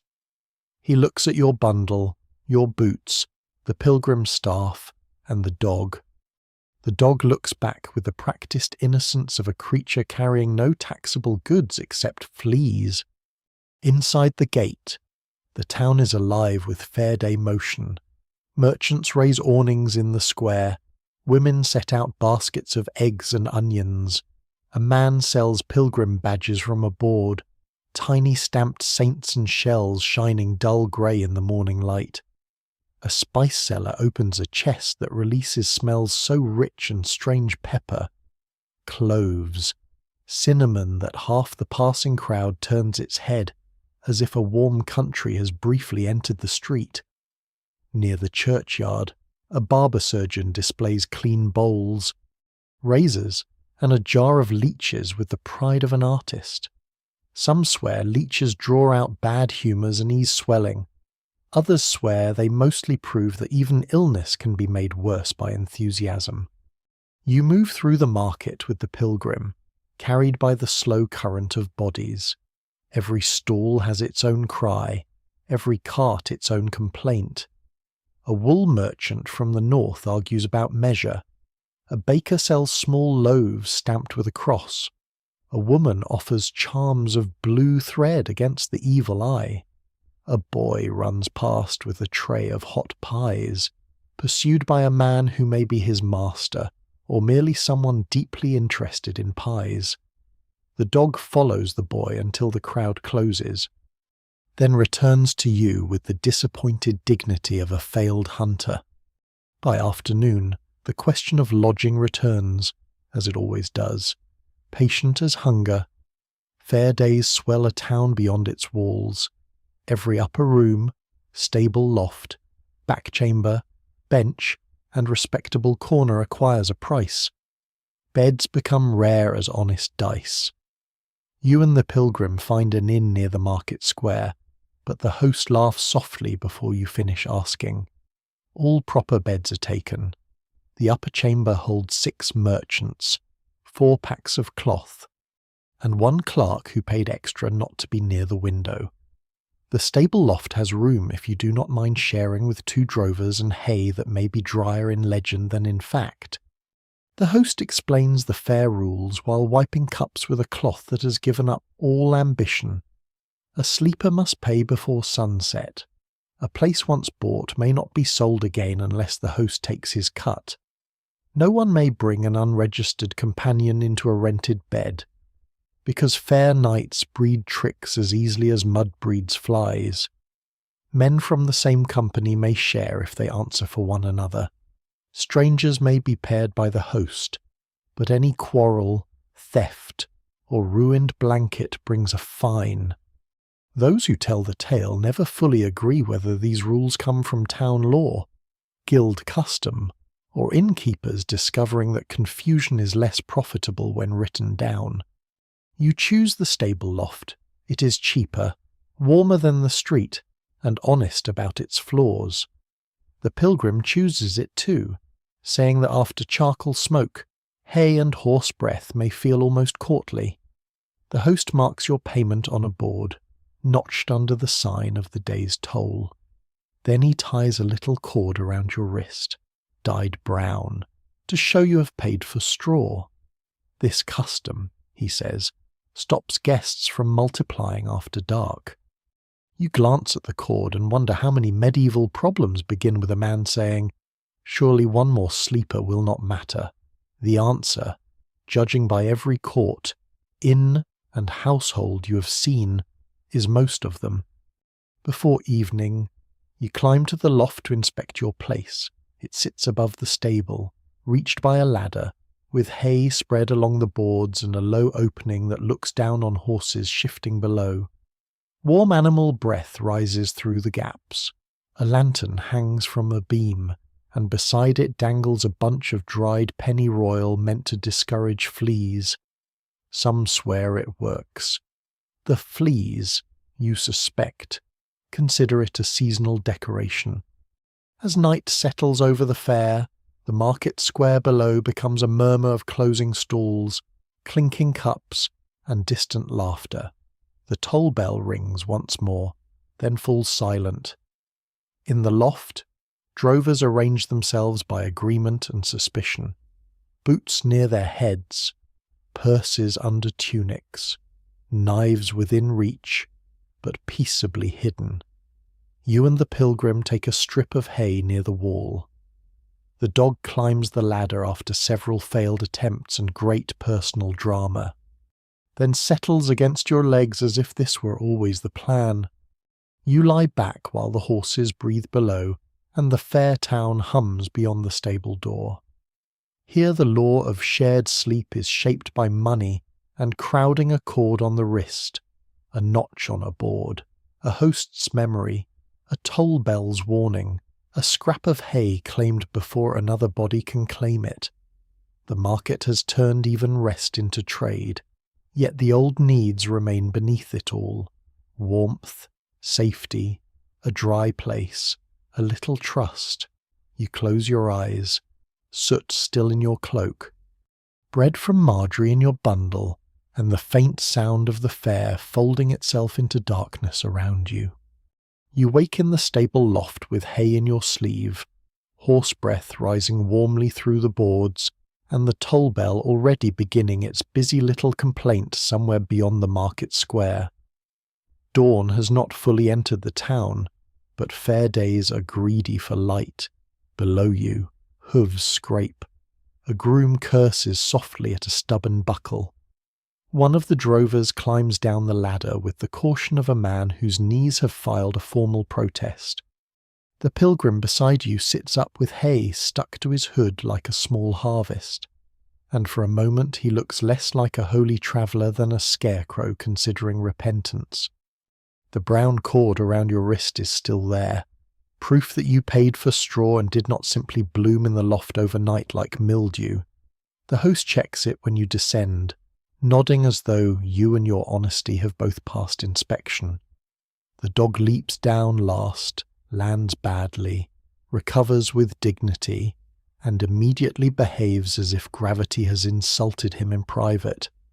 Outside, the fair town is already stirring shutters, opening, carts creaking, pots clattering, and merchants speaking in voices bright enough to sell cloth to the dead. You eat standing near the inn-yard bread from Marjorie's cloth bundle, a little cheese bought from a woman at the corner, and ale thin enough to be morally humble. The pilgrim tells you of a roadside shrine half a day ahead, where travellers stop before the road splits toward the river ferry. It holds a relic, he says, though he lowers his voice around the word in that careful way people do when they both want to believe and want to avoid looking foolish. Some swear it is a finger bone of a saint who protected sleepers from false accusations. Others say it is a chicken bone wrapped in silk by a priest with debts.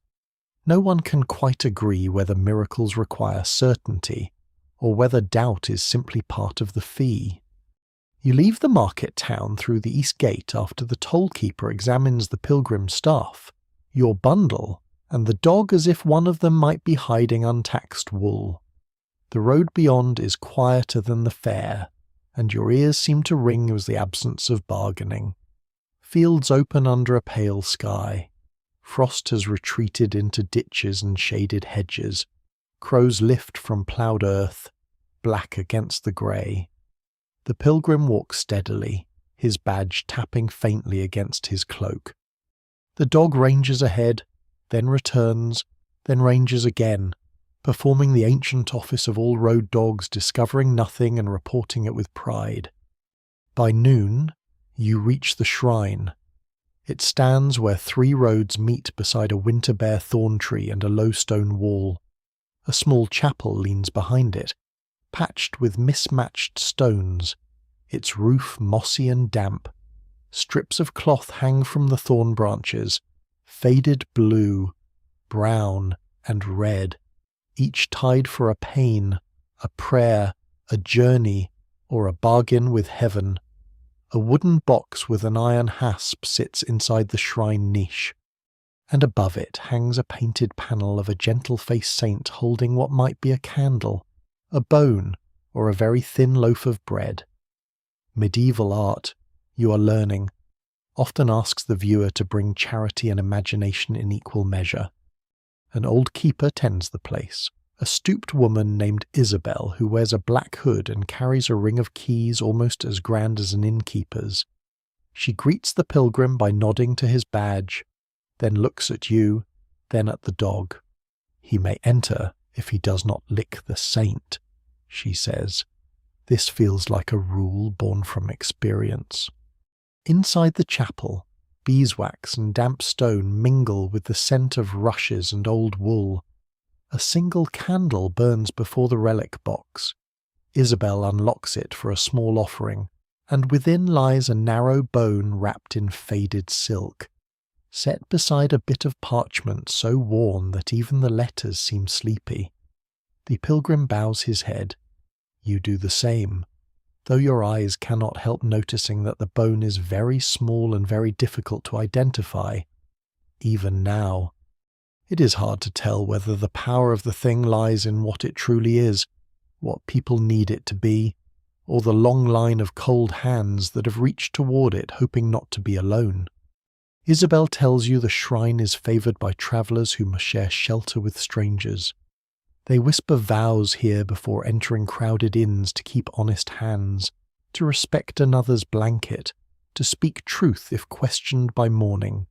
Some touch the stone and promise not to accuse falsely for the sake of saving their own purse or name. Others leave pins after surviving a night without theft, fever, quarrel, or scandal. The wall beside the candle is scratched with little marks, crosses and initials and signs that may be prayers or tallies.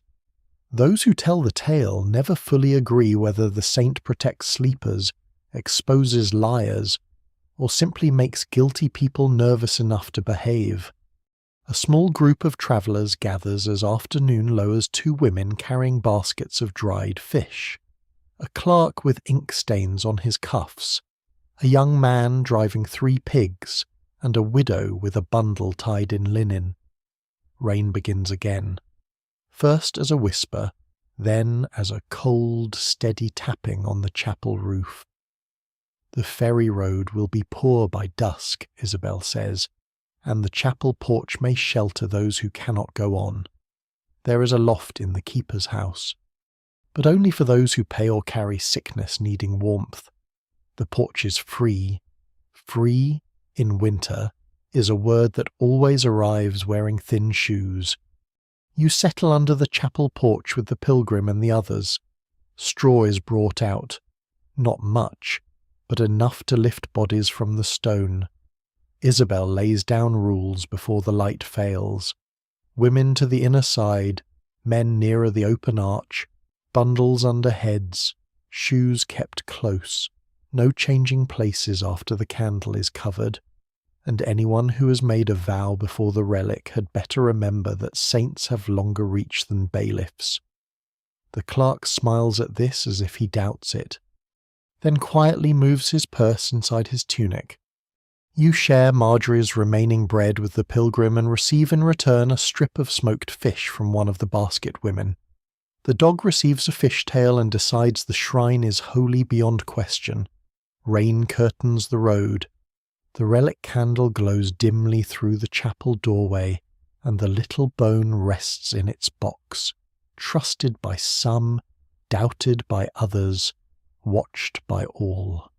As night gathers, bodies arrange themselves in the narrow shelter with the same careful treaty you've learned everywhere: warmth without trespass, closeness without claim, charity without confusion. You lie near the outer edge, cloak drawn to your chin, hearing rain on stone, pigs grumbling in the dark, the pilgrim breathing beside you, and Isabel's key turning softly in the chapel door. Whether the relic is saintly bone or barnyard fraud, it has done one plain miracle tonight. It has made strangers speak their promises aloud before sharing the dark. You wake beneath the chapel porch with rain still dripping from the roof edge, and the road beyond the shrine washed into a brown ribbon of mud. The night has passed without theft, quarrel, fever, or accusation, which makes the doubtful relic inside the chapel seem, at least for one morning, worthy of polite respect. The pilgrim beside you sits up slowly, his cloak creased with straw, his scallop badge dull in the grey light. The dog rises, shakes himself in a wide, democratic spray, and several sleepers receive his blessing with less gratitude than the shrine probably expects. Isabel opens the chapel door with her heavy ring of keys, and the smell of beeswax slips into the damp morning. She checks the relic box, the candle stub, the offering dish, and then the porch, as if every traveller is a possible miracle or a possible missing spoon. No one has stolen the saint's bone, whether saintly or paltry. No one has taken the clerk's purse, though he checks it 3 times with the expression of a man disappointed not to have been proven wise. The women with dried fish pack their baskets. The pig driver gathers his grumbling charges, and you share the last crumb of Marjorie's bread with the dog, who accepts it as if maintaining a sacred tradition. The road from the shrine bends toward a keep that stands on a low ridge beyond the ferry fields. You see at first in pieces through the morning mist a square tower, a curtain wall, smoke rising from an inner yard, and the dark line of a palisade near the outer ditch. It is not one of the great castles sung of in courtly romances, where banners snap in heroic wind and everyone owns shining armour. It is a working keep, damp at the foundations, patched at the roof line, and surrounded by muddy tracks, hay sheds, stables, poultry, and men who look as if they have spent more time repairing gates than winning glory. Medieval glory, you are learning, often comes with a broom, an unpaid mason, and a bucket. The ferry is delayed by swollen water, so you and the pilgrim take the ridge road instead, climbing through wet fields where sheep graze with the resigned expressions of monks under vows of wool. By late afternoon, the keep grows larger above you. Torches are already being lit near the gate, though the sky has not fully darkened. A watchman leans from the wooden hoarding and calls down. The pilgrim answers with his road and purpose. You add your own name. The dog offers silence, which may be his most diplomatic act. Inside the gate, the yard smells of horse sweat, wet hay, dung, wood smoke, hot iron, and the evening stew bubbling somewhere near the kitchens. A farrier works beneath a lean-to, hammering a shoe with sparks that leap briefly in the gloom. Servants hurry with baskets of firewood. A boy carries 2 buckets of water so full that half the contents return to the earth before reaching the door. Chickens scatter with great moral outrage as a cart rolls past. Above it all, the keep rises in rough stone, its narrow windows glowing with firelight. A steward receives you in the lower hall, not with warmth exactly, but with the efficient mercy offered to travellers after rain. Pilgrims may sleep in the hall if there is room. Men-at-arms, servants, visiting messengers, carters, and lesser guests already fill much of it. A noble chamber is not even mentioned, because your cloak, boots, and loyal mud have spoken clearly on your behalf. The steward's clerk writes your name on a wax tablet, along with the pilgrim's, then glances at the dog. Hall, he says, as if assigning him rank. The castle hall is a long, smoky world under soot-black rafters. A central hearth burns on the floor, its smoke finding the roof hole only when it feels inspired. Rushes cover the stone, mingled with herbs and older traces of meals. Along the walls hang shields, spare tack, cloaks, a hunting horn, and bundles of dried reeds for fresh bedding. Trestle tables are set for supper. At the high end, better candles burn. Lower down, tallow dips smoke and sputter. A large hound sleeps near the hearth, opens one eye at your dog and decides diplomacy is also best. Here, sleeping follows rank as surely as seating does. The lord's family and honoured guests have chambers above, with curtained beds, chests, keys, and servants who know which blanket belongs to whom. The steward and household officers sleep in smaller rooms or enclosed corners. Men-at-arms lie near the doors, partly for duty, partly because drafts have no respect for military service. Servants sleep where they may after the tables are cleared benches, pallets, stair corners, kitchen warmth, or straw along the wall. Strangers and pilgrims are placed within sight, not insultingly, but carefully. In a castle, everyone belongs somewhere, and where you sleep says almost as much as what you eat. No one can quite agree whether the old hall customs are kindness, control, or simple geometry under a smoky roof. Yet they work. The steward's man points you to a place near the lower wall, not far from the pilgrim and not too close to the hounds, which he calls a blessing.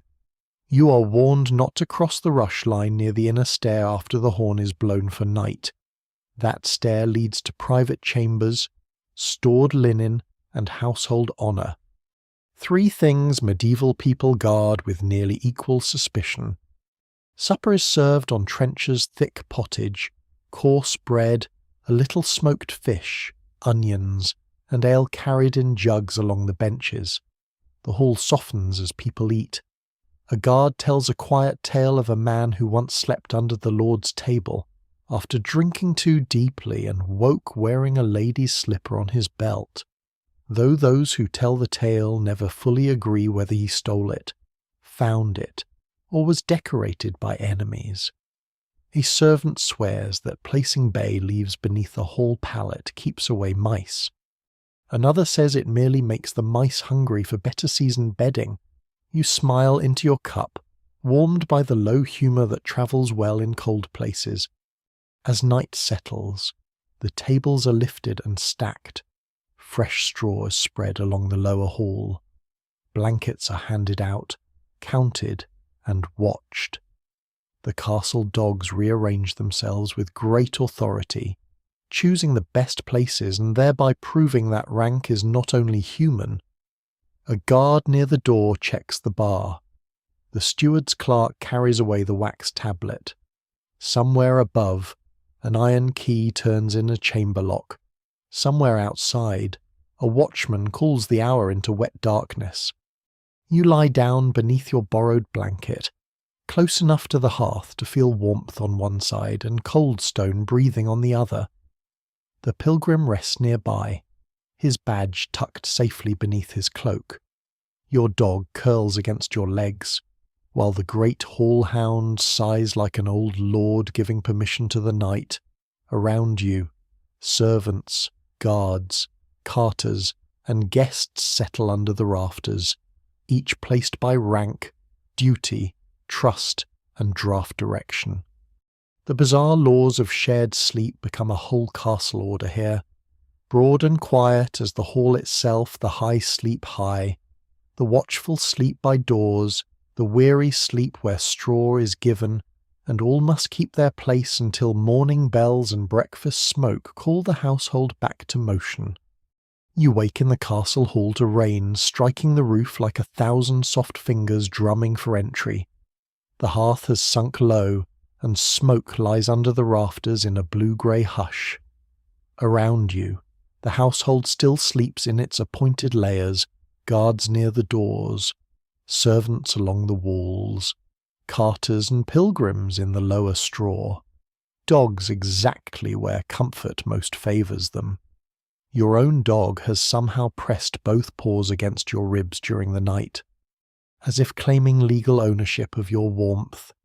You consider appealing to the steward, then decide the court would likely favour the dog. Morning comes slowly behind the rain. A watchman calls from outside, his voice blurred by water. Somewhere above, a chamber door opens, then closes. A servant crosses the hall carrying a covered coal pan, walking carefully over the sleeping bodies with the balance of a saint crossing a river of boots. The pilgrim stirs nearby, his scallop badge hidden inside his cloak, his face creased from straw. The great hall hound lifts his head, sneezes, and lowers it again, having fulfilled his duties to the realm.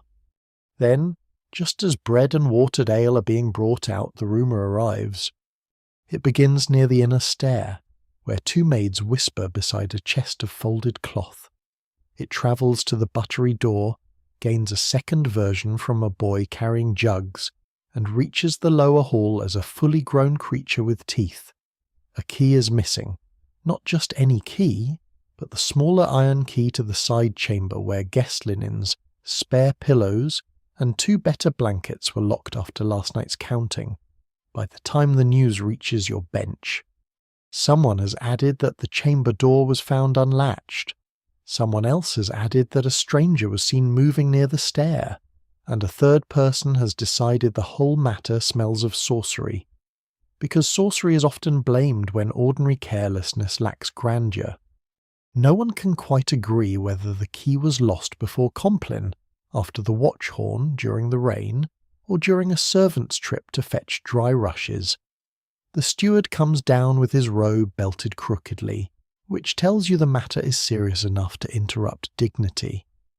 Behind him comes the clerk with a wax tablet and the same pinched expression you saw in Manor Court, as if parchment itself suffers whenever humans become interesting. The housekeeper follows. Her sleeves rolled and her jaw set. She is the one who counted the linens. She is the one who locked the chamber. She is also, clearly, the one most willing to end the world over a missing key. Breakfast pauses. This is a hardship, but people accept it because scandal before bread is at least warming. The steward orders the hall doors kept barred until the matter is known. Not locked, exactly, but watched. This distinction calms no one. Rain thickens beyond the shutters. The castle yard becomes a grey churn of mud, horses, and dripping roofs. Inside, the hall gathers close around the problem. A key is a small thing, but here small things carry heavy shadows.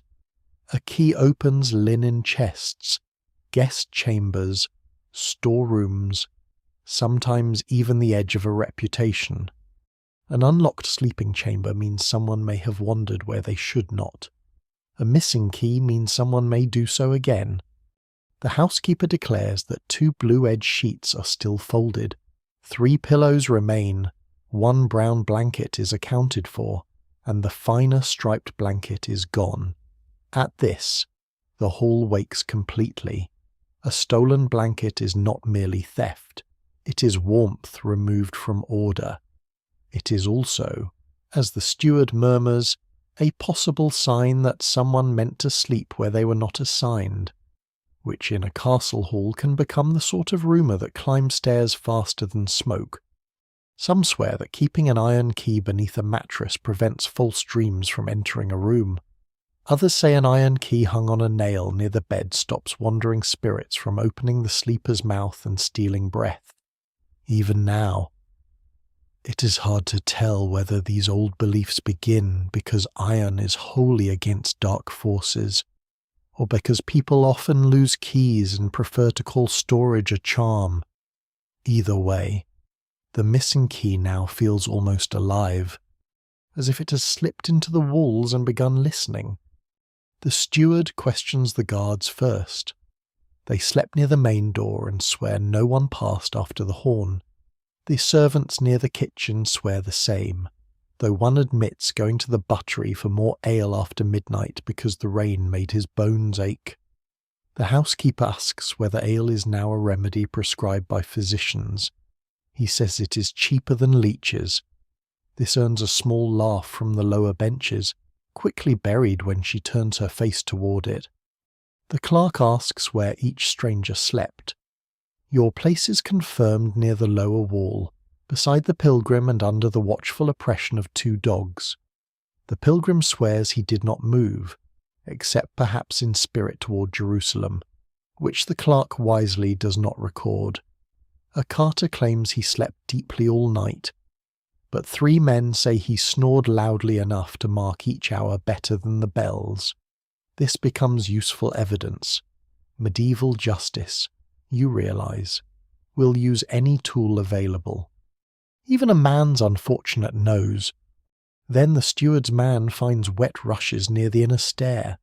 The hall leans toward them as if they might confess. The rushes lead not to the linen chamber, but toward a side passage where rain has blown through a cracked shutter. There, behind a bench, beneath a heap of damp cloaks, lies the striped blanket. It is not stolen. It is wet, muddy along one edge, and wrapped around a bundle of firewood. The servant boy who fetched rushes turns red to his ears. At first he denies everything. Then the housekeeper says his full name in a way that could split oak. He admits he took the blanket after midnight to cover the firewood brought in from the outer shed, because the rain had soaked it, and the cook had threatened him with a ladle if morning flames failed. He meant to return it before anyone woke. The key, he says miserably.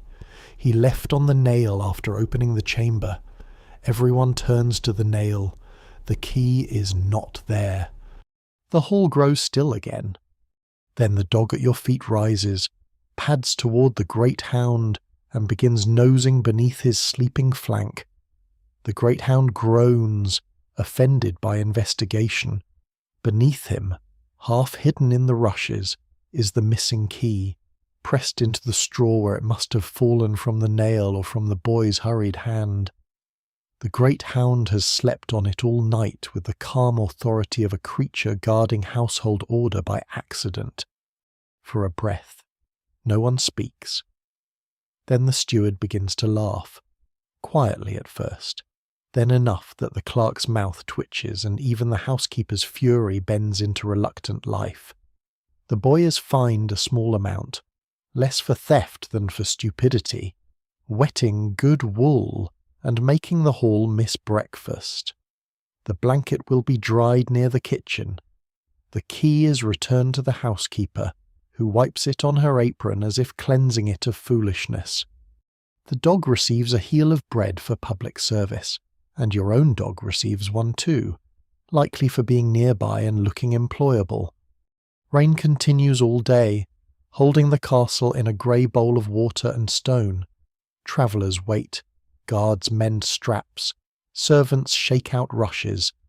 The pilgrim tells the story 3 times before evening, each time making the great hound slightly wiser and the servant boy slightly more tragic.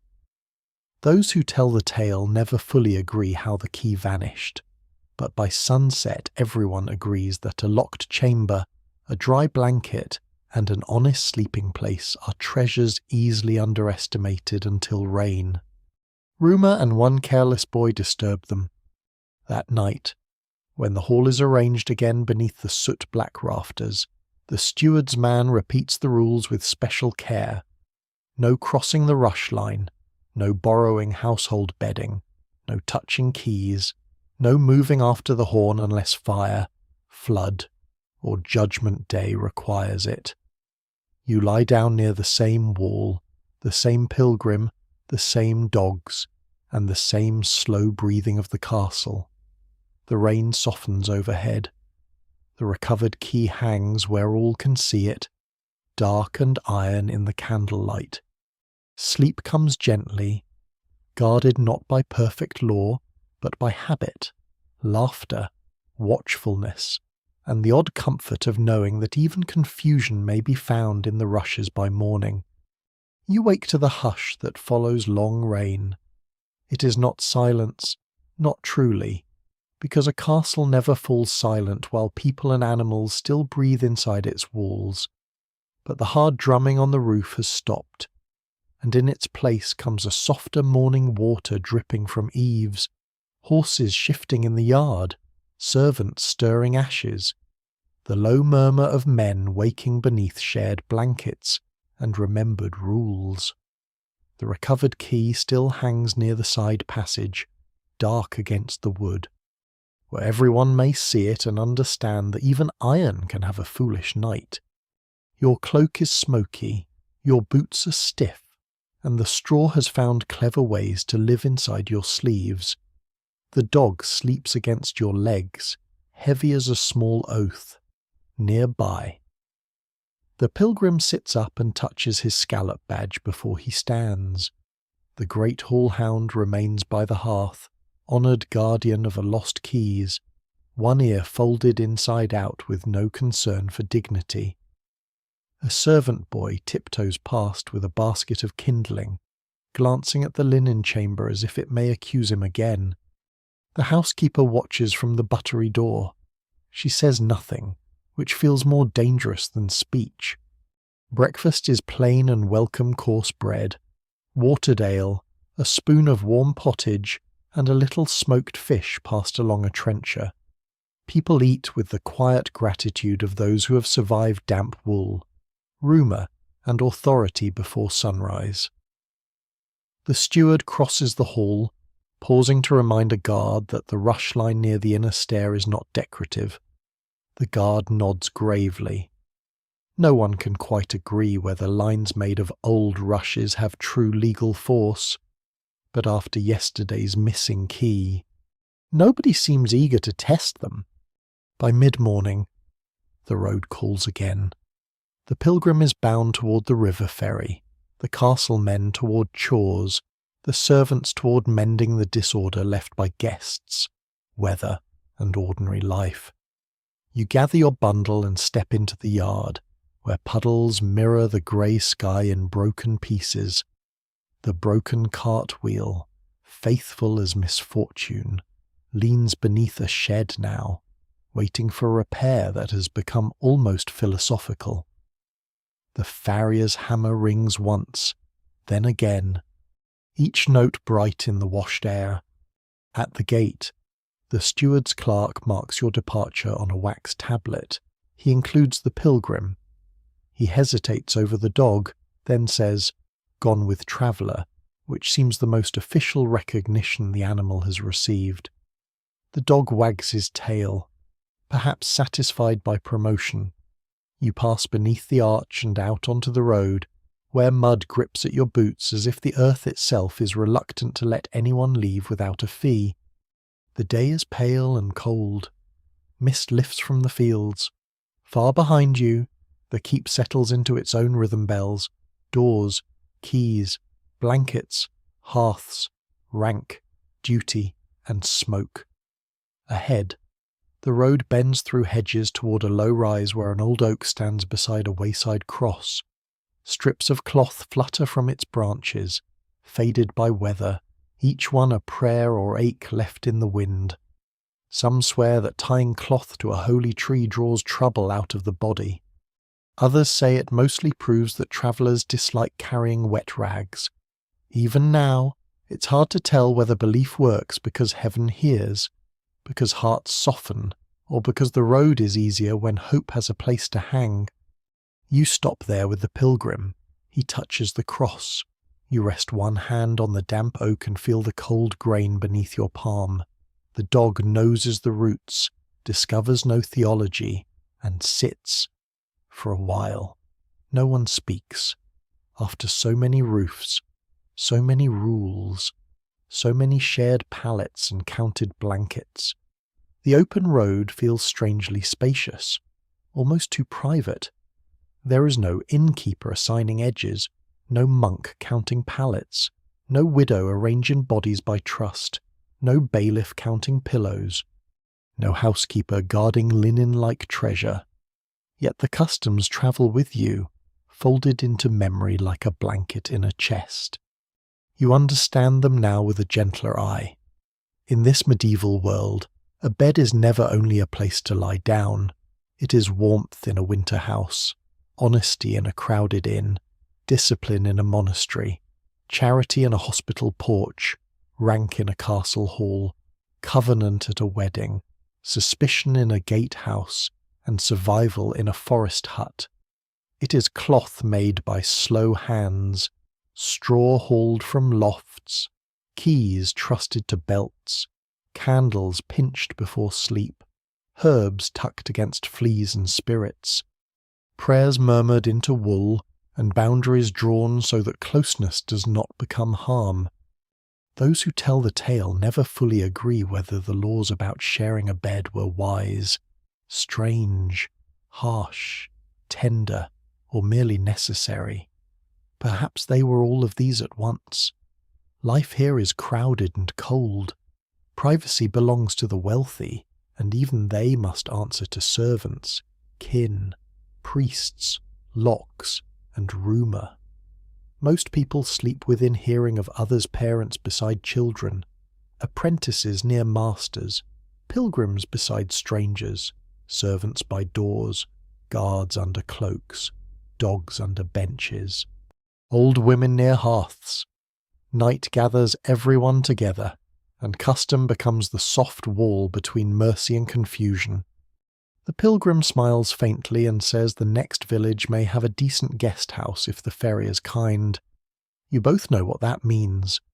A decent guest house may still have fleas, wet straw, thin ale, and a host with strong opinions about who lies where. Medieval comfort is often a small thing with proud ambitions. Still, you walk on. As afternoon lowers, the bells of a distant abbey begin to ring, softened by mist and fields. The sound follows you over the road, past hedges, past puddles, past a farmer carrying firewood on his back. Smoke rises from a village ahead.